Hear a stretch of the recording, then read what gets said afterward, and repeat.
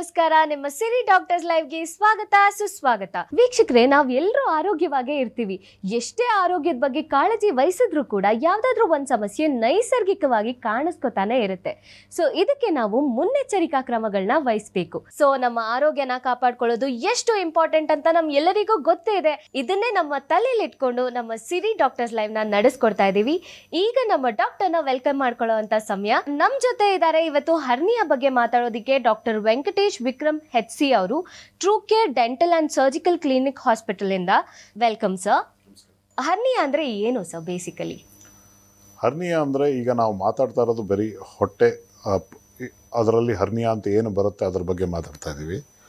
Hernia ಅಂದರೆ ಏನು ಅಂದರೆ ನಮ್ಮ ಮಾಂಸಖಂಡದಲ್ಲಿ ವೀಕ್ನೆಸ್ ಇರುತ್ತೆ. ಈಗ ನಮಗೆ ಅದು ಕಂಜನೈಟಲ್ ಆಗಿ ಬರ್ಬೋದು, ಏನು ಚಿಕ್ಕ ಮಗುವಿಂದನೂ ಬರ್ಬೋದು, ಕೆಲವೊಮ್ಮೆ ಅಡಲ್ಟ್ ಟೈಮಲ್ಲೂ ಬರುತ್ತೆ. ಅದು ಯಾವ ಏಜ್ ಗ್ರೂಪಲ್ಲಾರ ಬರ್ಬೋದು, ಗಂಡಸ್ರಿಗಾರ ಬರ್ಬೋದು ಅಥವಾ ಹೆಂಗಸ್ರಿಗಾರ ಬರ್ಬೋದು. ಏನಾಗುತ್ತೆ ಅಂದರೆ ನಮ್ಮ ಮಾಂಸಖಂಡ ವೀಕ್ ಆಗಿರುತ್ತೆ. ಅದರಿಂದ ಏನಾಗುತ್ತೆ, ನಾವು ಹೆಚ್ಚು ಪ್ರೆಷರ್ ಆಗ್ತಾ ಆ ವೀಕ್ ಜಾಗ ಅಗಲ ಆಗ್ತಾ ಹೋಗುತ್ತೆ.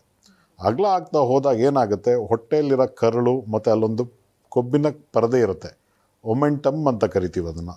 ಅದು ಆ ತೂತಿಂದ ಹೊರಗಡೆ ಬಂದು ಹೋಗಿ ಮಾಡ್ತಾ ಇರುತ್ತೆ. ಅದನ್ನು ನಾವು ಬೇಸಿಕಲಿ ಹರ್ನಿಯಾ ಅಂತ ಕರಿತೀವಿ. ಹರ್ನಿಯಾ ಎಲ್ಲಿ ಬರ್ಬೋದು, ಎಲ್ಲಿ ನಮ್ಮ ಅಂಗದಲ್ಲಿ ಕ್ಲೋಸ್ಡ್ ಕ್ಯಾವಿಟಿ ಇರುತ್ತೆ. ಅಂದರೆ ಈಗ ಮೆದುಳಲ್ಲಾಗಿರ್ಬೋದು, ಸ್ಕಲ್ ಒಳಗಡೆ, ಎರಡನೇದು ಹೊಟ್ಟೆ ಒಳಗಡೆ ಆಗಿರ್ಬೋದು, ಎಲ್ಲಿ ಕ್ಲೋಸ್ಡ್ ಕ್ಯಾವಿಟಿ ಇರುತ್ತೆ ಅಲ್ಲಿ ಒಂದು ಓಪನಿಂಗ್ ಇದ್ದಾಗ ಆ ಓಪನಿಂಗ್ ಥ್ರೂ ಏನೇ ಬಂದರೂ ಅದನ್ನು ಹರ್ನಿಯೇಷನ್ ಅಂತ ಕರಿತೀವಿ. ಸೊ ಈಗ ಈ ಇದರಲ್ಲಿ ನಾವು ಮಾತಾಡೋದು ನಮ್ಮ ಹೊಟ್ಟೆಗೆ ಸಂಬಂಧಪಟ್ಟ ಹರ್ನಿಯಾ ಬಗ್ಗೆ ಮಾತಾಡ್ತೇವೆ. ಯಾವ್ಯಾವ ಥರದ ಹರ್ನಿಯಾ ಇರುತ್ತೆ ಸರ್?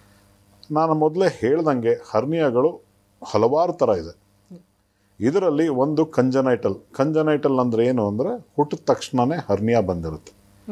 ಈಗ ಶಿಶು ಒಂದು ಗರ್ಭದಲ್ಲಿ ಡೆವಲಪ್ ಆಗಬೇಕಾದ್ರೆ ನಮ್ಮ ಟೆಸ್ಟಿಸ್ ಅನ್ನೋ ಅಂಶ ಬೆನ್ನಲ್ಲಿ ಬೆಳೆಯೋಕ್ಕೆ ಶುರು ಆಗುತ್ತೆ.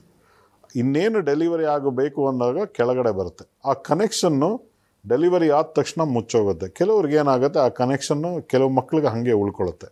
ಸೊ ಚಿಕ್ಕ ಮಕ್ಕಳದಲ್ಲಿ ಅದನ್ನು ಕಂಜನೈಟಲ್ ಹರ್ನಿಯಾ ಅಂತ ಕರಿತೀವಿ. ಇನ್ನೊಂದು ಅಕ್ವೈರ್ಡ್ ಹರ್ನಿಯಾ ಏನಕ್ಕೆ ಬರಬಹುದು ಅಂದರೆ, ನಾನು ಆಗಲೇ ಮೊದಲೇ ನಿಮಗೆ ಹೇಳ್ದಂಗೆ ಅಬ್ಡಾಮಿನಲ್ ಪ್ರೆಷರ್ ಯಾವಾಗ ಜಾಸ್ತಿ ಆಗುತ್ತೆ, ನಮ್ಮ ವೀಕ್ ಸ್ಪಾಟ್ ಮನುಷ್ಯರಲ್ಲಿ, ಈಗ ಎಸ್ಪೆಷಲಿ ಮೆನ್ನಲ್ಲಿ ಏನಾಗುತ್ತೆ ಅಂದರೆ ವೀಕೆಸ್ಟ್ ಸ್ಪಾಟ್ ಅಂದರೆ ನಮ್ಮ ಲೋವರ್ ಅಬ್ಡಮನ್ ಗ್ರಾಯಿನ್ ಹತ್ರ. ಅಲ್ಲಿ ಸಿಕ್ಕಾಬಟ್ಟೆ ಪ್ರೆಷರ್ ಇರುತ್ತೆ. ಸೊ ಪ್ಲಸ್ ಮೊದಲೇ ಟೆಸ್ಟಿಸ್ ಕೆಳಗಡೆ ಇರೋದ್ರಿಂದ ಅದು ವೀಕ್ ಜಾಗನೂ ಇರುತ್ತೆ. ಸೊ ಅಲ್ಲಿ ಸಾಮಾನ್ಯವಾಗಿ ಕಾಣಿಸ್ಕೊಳ್ಳೋದು ಗಂಡಸರಲ್ಲಿ ಕೆಳಗಡೆ ಅಂದರೆ ಇಂಗ್ವೈನಲ್ ಹರ್ನಿಯಾ ಅಂತ ಹೇಳ್ತೀವಿ ಅಥವಾ ಗ್ರಾಯಿನ್ ಹರ್ನಿಯಾ ಅಂತ ಹೇಳ್ತೀವಿ. ಹೆಂಗಸರಲ್ಲಿ ಯಾವುದು ಕಾಮನ್ ಅಂತ ನೆಕ್ಸ್ಟ್ ನೀವು ಕೇಳ್ಬೋದು ನನ್ನ. ಅದರಲ್ಲಿ ಏನು ಅಂದರೆ ಯೂಶಲಿ ಅಂಬಲಿಕಲ್ ಅಂದರೆ ನಮ್ಮ ಹೊಕ್ಕಳಲ್ಲಿ ಹರ್ನಿಯಾ ಕಾಣಿಸ್ಕೊಳ್ಳುತ್ತೆ. ಅದು ಏನಕ್ಕೆ ಅವ್ರಿಗೆ ಅಲ್ಲಿ ಕಾಣಿಸ್ಕೊಳ್ಳುತ್ತೆ ಅಂದರೆ, ಅವರು ಪ್ರೆಗ್ನೆಂಟ್ ಆದಾಗ ಮಸಲೆಲ್ಲ ಸ್ಟ್ರೆಚ್ ಆಗುತ್ತೆ. ಸ್ಟ್ರೆಚ್ ಆಗಿಬಿಟ್ಟು ವೀಕೆಸ್ಟ್ ಸ್ಪಾಟ್ ಅದು. ಅಂಬಲಿಕಸ್ಸು ಯಾವುದೇ ಮನುಷ್ಯನಲ್ಲೂ it is called as a fibrous tissue. ಅಲ್ಲಿ ಮಸಲ್ ಕವರ್ ಇರೋಲ್ಲ. ಸೊ ಅದು ವೀಕ್ ಸ್ಪಾಟ್ ಆಗುತ್ತೆ. ಯಾವಾಗ ಮಗು ಯುಟ್ರಸ್ಸು ಬೆಳೀತಾ ಅಗಲ ಆದಾಗ ಆ ವೀಕ್ ಸ್ಪಾಟು ವೀಕ್ ಆಗಿ ಅಲ್ಲಿ ಹರ್ನಿಯಾ ಕಾಣಿಸ್ಕೊಳ್ಳೋ ಸಂಭವ ಇರುತ್ತೆ. ಮೂರನೇ ಥರದ್ದು ಯಾವ ಥರದ್ದು ಅಂದರೆ ಇನ್ಸಿಷನಲ್ ಹರ್ನಿಯಾ ಅಂತೀವಿ. ಇನ್ಸಿಷನಲ್ ಹರ್ನಿಯಾ ಅಂದರೆ ಏನು, ಈಗ ಮೊದಲೇ ನನಗೆ ಆಪ್ರೇಷನ್ ಆಗಿದೆ, ಆಪ್ರೇಷನ್ ಆಗಿ ಅದನ್ನು ಮಸಲ್ನೆಲ್ಲ ನಾವು ಹೊಲಿಗೆ ಹಾಕಿರ್ತೀವಿ. ಅದು ಒಂದೊಂದು ಸತಿ ಏನಾಗುತ್ತೆ, ಇನ್ಫೆಕ್ಷನ್ ಆಗಿರ್ಬೋದು ಆಪ್ರೇಷನ್ ಆದಮೇಲೆ, ಅಥವಾ ಆಪ್ರೇಷನ್ ಆದಮೇಲೆ ಇವರು ಸರಿಯಾಗಿ ಅವ್ರನ್ನವರೇ ನೋಡ್ಕೊಂಡಿರಲ್ಲ. ಸೊ ಸಡನ್ನಾಗಿ ಆ್ಯಕ್ಟಿವಿಟಿ ಮಾಡೋಕ್ಕೆ ಹೊಟ್ಟೋಗೋದು. ಮೂರನೇದು ದಪ್ಪ ಆಗಿಬಿಡೋದು. ಈ ಥರ ಎಲ್ಲ ಆದಾಗ ಆ ಹಗ್ಗ ದಾರದಲ್ಲಿ ಏನು ಹೊಲಿದಿರ್ತೀವಿ ಅದಕ್ಕೆ ಟೆನ್ಸೈಲ್ ಸ್ಟ್ರೆಂತು ಕಿತ್ತೋದಾಗ ಅಲ್ಲಿನೂ ಹರ್ನಿಯಾ ಬರೋ ಚಾನ್ಸಸ್ ಇರುತ್ತೆ. ಇನ್ನು ಬೇರೆ ಎಲ್ಲಿ ಬರ್ಬೋದು ಅಂತ ಕೇಳಿದ್ರೆ ಎಪಿಗ್ಯಾಸ್ಟ್ರಿಕ್ ಅಂದರೆ ಮೇಲೆ ಹೊಟ್ಟೆ ಅಬ್ಡಮನ್ನಲ್ಲಿ, ಅದನ್ನು ಎಪಿಗ್ಯಾಸ್ಟ್ರಿಕ್ ಹರ್ನಿಯಾ ಅಂತ ಕರಿತೀವಿ. ಅದು ಅಷ್ಟೇ ವೀಕ್ನೆಸ್, ಅದು ಫೈಬ್ರಸ್ ಟಿಶ್ಯೂ ವೀಕ್ನೆಸ್ಸಿಂದ ಬರುತ್ತೆ. ಸೊ ಈ ಜಾಗದಲ್ಲಿ ಈ ಥರ ಕಾಮನ್ ಆಗಿ ಹರ್ನಿಯಾ ಕಾಣಿಸ್ಕೊಳ್ಳುತ್ತೆ ನಮಗೆ. ಹರ್ನಿಯಾ ಇದೆ ಅಂತ ಹೇಗೆ ಗೊತ್ತಾಗುತ್ತೆ ಒಬ್ಬ ವ್ಯಕ್ತಿಗೆ? ಒಳ್ಳೆ ಪ್ರಶ್ನೆ ಇದು. ಈಗ ಮಗು ಹುಟ್ಟಿದ ತಕ್ಷಣ ಮಗುದು ಮಾಡಿಕೊಂಡು ಆಮೇಲೆ ಅಡಲ್ಟಿಗೆ ಬರ್ತೀನಿ ನಾನು. ಈಗ ಮಗು ಏನಾಗುತ್ತೆ ನಮಗೆ ಗೊತ್ತಾಗಿರಲ್ಲ ಅದು. ಸೊ ಯಾವಾಗಲೂ ಸ್ನಾನ ಮಾಡಿಸ್ಬೇಕಾದ್ರೆ ಅದು ಬೀಜದ ಹತ್ರ ಅಂದರೆ ಟೆಸ್ಟಿಸ್ ಹತ್ರ ಸ್ವಲ್ಪ ಊತ ಬಂದಂಗೆ ಇರುತ್ತೆ. ಅದನ್ನು ನೋಡಿರ್ತಾರೆ ಒಂದು. ಅಥವಾ ಮಗು ಅಳಬೇಕಾರೆ ಅವಾಗ ಏನಾಗುತ್ತೆ, ನಮ್ಮ ಇಂಟ್ರಾ ಅಬ್ಡಾಮಿನಲ್ ಪ್ರೆಷರ್ ಅನ್ನೋದು ಜಾಸ್ತಿ ಆದಾಗ ಏನಾಗುತ್ತೆ, ಅಲ್ಲಿ ತಿರ್ಗಾ ಊತ ಕನೆಕ್ಷನ್ ಇರೋದ್ರಿಂದ ಅಲ್ಲಿ ನೀರು ತುಂಬಿಕೊಂಡು ಅದು ಊತ ಬರುತ್ತೆ. ಸೊ ಇದನ್ನು ಗಮನಿಸ್ತಾರೆ. ಕೆಲವೊಮ್ಮೆ ಸ್ವಲ್ಪ ದಪ್ಪಗಿರೋ ಮಕ್ಕಳಲ್ಲಿ ಇದು ಕಾಣಲ್ಲ. ಅವಾಗ ಏನಾಗುತ್ತೆ, ಈ ಮಕ್ಕಳು ಜೋರಾಗಿ ಅಳಬೇಕಾದ್ರೆ ಕರಳು ಬಂದು ಕಚ್ಕೊಂಡು ನೋವು ಬಂದು ಅಲ್ಲಿ ಊತ ಬಂದಾಗ ಅವರು ಓಡ್ ಬರ್ತಾರೆ. ಇದು ಯೂಶಲಿ ಮಕ್ಕಳಲ್ಲಿ ಕಾಣಿಸ್ಕೊಳ್ಳೋ ಅಂತ, ಅಂದರೆ ಹರ್ನಿಯಾ ಇದೆ ಅಂತ ಹೆಂಗೆ ತಂದೆ ತಾಯಿ ಗೊತ್ತಾಗುತ್ತೆ, ಇದು ಅದು. ಗಂಡಸರಲ್ಲಿ ಏನಾಗುತ್ತೆ ಅಂದರೆ, ಯೂಶಲಿ ನಾನು ಹೇಳ್ದಂಗೆ ಆಗಲೇ ಮೊದಲೇ ಗ್ರಾಯಿನಲ್ಲಿ ಬರುತ್ತೆ. ಸೊ ಅವ್ರಿಗೆ ಕೆಲವೊಮ್ಮೆ ನೋವಿರುತ್ತೆ, ಕೆಲವೊಮ್ಮೆ ಊತ ಕಾಣಿಸ್ಕೊಳ್ಳುತ್ತೆ. ಊತ ಯಾವಾಗ ಕಾಣಿಸ್ಕೊಳ್ಳುತ್ತೆ ಅಂದರೆ, ಅವರು ಈಗ ಯಾವುದೋ ಒಂದು ಭಾರವಾದ ಎತ್ತಬೇಕು, ಅದು ಯಾವಾಗ ಪ್ರೆಷರ್ ಜಾಸ್ತಿ ಆಗ್ತಾರೋ ಆವಾಗ ಊತ ಬರುತ್ತೆ, ನೋವು ಬರುತ್ತೆ, ಆಮೇಲೆ ಹೊಟ್ಟೋಗುತ್ತೆ. ಸೊ ಇದು ಯಾವಾಗ ರಿಪೀಟ್ ಆಗ್ತಾ ಇರುತ್ತೆ ಅವಾಗ ನಮ್ಮ ಹತ್ರ ಓಡ್ ಬರ್ತಾರೆ, ಸರ್ ಈ ಥರ ಏನೋ ನೋವು ಬರ್ತಾ ಇದೆ ಏನು ಅಂತ. ಸೊ ನಾವು ಅವ್ರನ್ನ ಮಲಗಿಸ್ಬಿಟ್ಟು ನೋಡಿದಾಗ ಅವ್ರಿಗೆ ಹರ್ನಿಯಾ ಪ್ರಾಬ್ಲಮ್ ಇದೆ ಅಂತ ಗೊತ್ತಾಗುತ್ತೆ. ಇನ್ನೊಂದು ಏನಾಗುತ್ತೆ, ಈ ಲೇಡೀಸಲ್ಲಿ ನಮಗೆ ಅದೇ ಹೊಕ್ಕಳಲ್ಲಿ ಸ್ವಲ್ಪ ಊತ ಬರ್ತಾ ಇದೆ ಅಥವಾ ನೋವು ಬರ್ತಾ ಇದೆ ಅಂತ ಬರ್ತಾರೆ. ಸೊ ಸ್ವಲ್ಪ ತೆಳ್ಳಗಿರೋರಿಗೆ ಊತ ಕಾಣಿಸ್ಕೊಳ್ಳುತ್ತೆ. ಸ್ವಲ್ಪ ಯೂಶಲಿ ಹೆಂಗಸ್ರಿಗೆ ಏನಾಗುತ್ತೆ ಅಂದರೆ, ಫ್ಯಾಟ್ ಅನ್ನೋ ಅಂಶ ಕೆಳ ಹೊಟ್ಟೆಯಲ್ಲಿ ಜಾಸ್ತಿ ಇರುತ್ತೆ. ಸೊ ಅವ್ರಿಗೆ ಊತ ಕಾಣಿಸ್ಕೊಳ್ದೇ ಇರ್ಬೋದು, ಸ್ವಲ್ಪ ನೋವಿರ್ಬೋದು. ಸೊ ನಾವೇನು ಮಾಡ್ತೀವಿ, ಅವ್ರನ್ನ ಎಕ್ಸಾಮಿನ್ ಮಾಡ್ಬೇಕಾದ್ರೆ ಗೊತ್ತಾಗುತ್ತೆ. ಸೊ ಕಾಮನ್ಲಿ ಯಾವ ಥರ ಬರ್ತಾರೆ ಅಂದರೆ, ಒಂದು ನೋವು, ಎರಡನೇದು ಊತ ಇದೆ ಅಂತ ಬರ್ತಾರೆ. ಆ್ಯಂಡ್ ಎಮರ್ಜೆನ್ಸಿ ಅಂದರೆ ಏನು ಅಂತ ಕೇಳ್ಬೋದು ನೀವು. ಸೊ ಅದು ಕರಳು ಬಂದು ಸಿಕ್ಕಾಕೊಂಡ್ಬಿಟ್ಟು ಊತದಲ್ಲಿ ಸಿಕ್ಕಾಬಟ್ಟೆ, ಅಂದರೆ ತಡೆಯೋಕ್ಕಾಗ್ದಾರ ಅಷ್ಟು ನೋವು, ಆ ನೋವಲ್ಲಿ ಬರ್ತಾರೆ. ಅದು ಕಾಂಪ್ಲಿಕೇಶನ್ ಅಂತ ಹೇಳ್ತೀವಿ, ಅದನ್ನು ಆಮೇಲೆ ಮಾತಾಡೋಣ. ಬಟ್ ಈ ಥರ ಪ್ರೆಸೆಂಟೇಷನ್ ಈ ಥರ ವೇರಿ ಆಗಿ ಬರುತ್ತೆ. ಓಕೆ ಸರ್, ನೋವಿಂದ ಬರುತ್ತೆ ಗಂಡು ಮಕ್ಕಳಿಗೆ ಹೆಣ್ಮಕ್ಳಿಗೆ, ಮಕ್ಕಳಲ್ಲಿ ಹೇಗೆ ಗೊತ್ತಾಗುತ್ತೆ ಸರ್? ಇಲ್ಲ, ಮಕ್ಕಳಲ್ಲಿ ನಾನು ಹೇಳ್ದಂಗೆ ನಿಮಗೆ ಊತ ಇರುತ್ತೆ. ಒಂದು ಊತ ಅದೇನಾಗುತ್ತೆ ಅಂದರೆ, ಮಗು ಅಳಬೇಕಾರೆ ಅಥವಾ ಏನಾದ್ರು ಆಕ್ಟಿವಿಟಿ ಮಾಡ್ಬೇಕಾದ್ರೆ ಬೀಜದ ಹತ್ರ, ಎಸ್ಪೆಷಲಿ ಟೆಸ್ಟಿಸ್ ಹತ್ರ ಊತ ಬರುತ್ತೆ. ಅರ್ಥ ಆಗ್ತದಲ್ಲ ಒಂದು. ಎರಡನೇದು ಕರುಳೇನಾರು ಅದಕ್ಕೂ ಮಕ್ಕಳಲ್ಲೂ ಬಂದು ಸಿಕ್ಕಾಕೋಬೋದು. ಅವಾಗ ಏನಾಗುತ್ತೆ, ಆ ಊತ ಅಲ್ಲೇ ಇರುತ್ತೆ, ಒಳಗಡೆ ಹೋಗಲ್ಲ ಅದು. ಆಮೇಲೆ ಮುಟ್ಟಿದಾಗ ಸಿಕ್ಕಾಬಟ್ಟೆ ನೋವಿರುತ್ತೆ ಮಗುಗೆ. ಸೊ ಮಗು ಸುಮ್ಮನೆ ಅಳ್ತಾ ಇರುತ್ತೆ. ಸೊ ಕೆಲವೊಮ್ಮೆ ಏನಾಗುತ್ತೆ ಅಂದರೆ, ಅವ್ರಿಗೆ ಕಂಡಿರಲ್ಲ ಹರ್ನಿಯಾ ಇದೆ ಅಂತ. ಅವಾಗ ಏನು ಮಾಡ್ತಾರೆ, ಓಡ್ ಬರ್ತಾರೆ ಆಸ್ಪತ್ರೆಗೆ ಬಂದಾಗ, ಸರ್ ಯಾಕೋ ಮಗು ಬೆಳಗ್ಗೆಯಿಂದ ಆಳ್ತಾ ಇದೆ, ಸರಿ ಹೋಗ್ತಾ ಇಲ್ಲ ಅಂದಾಗ ನಾವು ನೋಡಿದಾಗ ಅದು ಹರ್ನಿಯಾ ಅಂತ ಗೊತ್ತಾಗುತ್ತೆ ನಮಗೆ. ಅಂದರೆ ಬಂದಲ್ಲಿ ಸಿಕ್ಕಾಕೊಂಡ್ಬಿಟ್ಟಿರುತ್ತೆ. ಸೊ ಅದು ಆ ಥರ ಸಿಕ್ಕಾಕೊಂಡಾಗ ಅದು ಎಮರ್ಜೆನ್ಸಿಗೆ ಬಂದುಬಿಡುತ್ತೆ. ಎಮರ್ಜೆನ್ಸಿ ಆಪ್ರೇಷನ್ ಥರ ತಕ್ಷಣ ಮಾಡಬೇಕು ಆ ಥರ. ಸೊ ಮಕ್ಕಳಲ್ಲಿ ನಾವು ಅಬ್ಸರ್ವ್ ಮಾಡಿದ್ರೆ ಗೊತ್ತಾಗುತ್ತೆ. ಹೆಣ್ಣು ಮಕ್ಕಳಿಗೆ ಯೂಶಲಿ ಇದು ಇಂಗ್ವಾನಲ್ ಹರ್ನಿಯಾ ಬರಲ್ಲ, ಅಷ್ಟು ಕಮ್ಮಿ. ಅದು ಬಂದಾಗ ಏನಾಗುತ್ತೆ ಅಂದರೆ, ನಮ್ಮ ಪ್ರೈವೇಟ್ ಪಾರ್ಟ್ ಹತ್ರ ಸ್ವಲ್ಪ ಊತ ಬರುತ್ತಲ್ಲ, ಅವ್ರಿಗೂ ಊತ ಇರುತ್ತೆ. ಪೇನ್ ಅವ್ರಿಗೆ ಪೇನ್ ಬರಲ್ಲ, ಊತ ಮಾತ್ರ ಬರುತ್ತೆ. ಅಕಸ್ಮಾತ್ ಕರಳೇನಾರು ಅವ್ರಿಗೂ ಬಂದು ಸಿಕ್ಕಾಕೊಂಡ್ರೆ, ಅರ್ಥ ಆಗ್ತದಲ್ಲ, ಆವಾಗಲೂ ಅವ್ರಿಗೂ ಪೇನ್ ಬರ್ಬೋದು. ಈಗ ನಂದು 20 ವರ್ಷದಲ್ಲಿ ನಾನು ಚಿಕ್ಕ ಮಗುಗೆ ಹರ್ನಿಯಾ ಬಂದಿರೋದು ನಾನು ನೋಡಿಲ್ಲ. ಚಿಕ್ಕ ಮಗು ಅಲ್ಲ, ಚಿಕ್ಕ ಅಂದ್ರೆ ಹೆಣ್ಣು ಮಗುಗೆ ನಾನು ನೋಡಿಲ್ಲ. ನನ್ನ ಇದರಲ್ಲಿ ಅರ್ಥ ಆಗ್ತದಲ್ಲ. ಬಟ್ ಏನು ಅಂದ್ರೆ ಅದರಲ್ಲಿ ಜಾಸ್ತಿ ಬರಲ್ಲ. ಬಟ್ ಗಂಡು ಮಕ್ಕಳಿಗೆ ಯಾಕೆಂದ್ರೆ ನಮ್ಮ ಟೆಸ್ಟಿಸ್ಸು ಡೆವಲಪ್ಮೆಂಟಿಂದ ಬಂದು ಆ ಜಾಗ ಹಾಗೆ ಪಾತ್ವೇ ಏನಿರುತ್ತೆ ಅದು ಹಾಗೆ ಉಳ್ಕೊಳ್ಳೋದ್ರಿಂದ ಹರ್ನಿಯಾ ಬರುತ್ತೆ. ಓಕೆ ಡಾಕ್ಟರ್, ಈಗ ಒಂದು ಕಾಲ್ ಇದೆ, ತಗೊಳ್ಳೋಣ. ನಮಸ್ಕಾರ. ಹಲೋ ಹಲೋ ಹಲೋ ಹಲೋ, ಸ್ವಲ್ಪ ಜೋರಾಗಿ ಮಾತಾಡಿ ಸರ್. ಕೇಳಿಸ್ತಿದ್ಯಾ?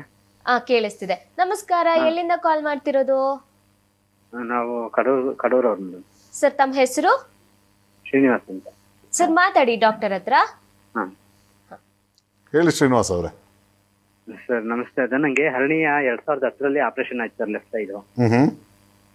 ಅದು ಇವಾಗ ಸ್ವಲ್ಪ ನೋವು ಬರುತ್ತೆ ಸರ್. ಇತ್ತೀಚೆಗೆ ಸ್ವಲ್ಪ ಈ ಬೈಕ್ ಕಿಕ್ಕರ್ ಹೊಡೆದಾಗ ಆ ತರದೆಲ್ಲ ಆದಾಗ ಸ್ವಲ್ಪ ನೋವು ಬರುತ್ತೆ.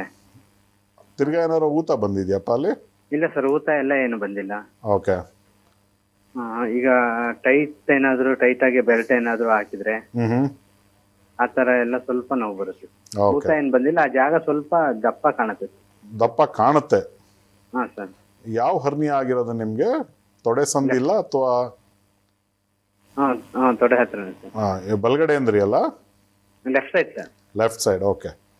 ಈಗ ನಿಮಗೆ 10 ವರ್ಷ ಆಯ್ತಲ್ಲ, ಕೊನೆಗೆ ಯಾವಾಗ ಡಾಕ್ಟರ್ ಹತ್ರ ಫಾಲೋ ಅಪ್ ಹೋದ್ರಿ ನೀವು? ತುಂಬಾ ದಿನ ಆಯ್ತು ಸರ್, ಹೋಗಿಲ್ಲ ಮತ್ತೆ. ದಯವಿಟ್ಟು ಇತ್ತೀಚೆಗೆ ಕಾಣಿಸ್ತಿದೆ ನೋವು. ಇತ್ತೀಚೆಗೆ ನೀವು ಹೇಳ್ತಾರ ಪ್ರಕಾರ ನೀವು ಯಾವಾಗ ಪ್ರೆಷರ್ ಹಾಕಿ ಏನಾರ ಕೆಲಸ ಮಾಡಿದಾಗ ನಿಮಗೆ ನೋವು ಬರ್ತಾ ಇದೆ. ಅದು 2 ಥರ ಇರ್ಬೋದು. ಒಂದು ಸ್ಕಾರ್ ಪೇನ್ ಅಂತ ಹೇಳ್ತೀವಿ, ಇನ್ನೊಂದು ನೀವು ಕರೆಕ್ಟಾಗಿ ಪ್ರಿಕಾಷನ್ ತಗೊಳ್ದೇ ಇದ್ರೆ ತಿರ್ಗಾ ಹರ್ನಿಯಾ ಬರೋ ಚಾನ್ಸಸ್ ಇರುತ್ತೆ.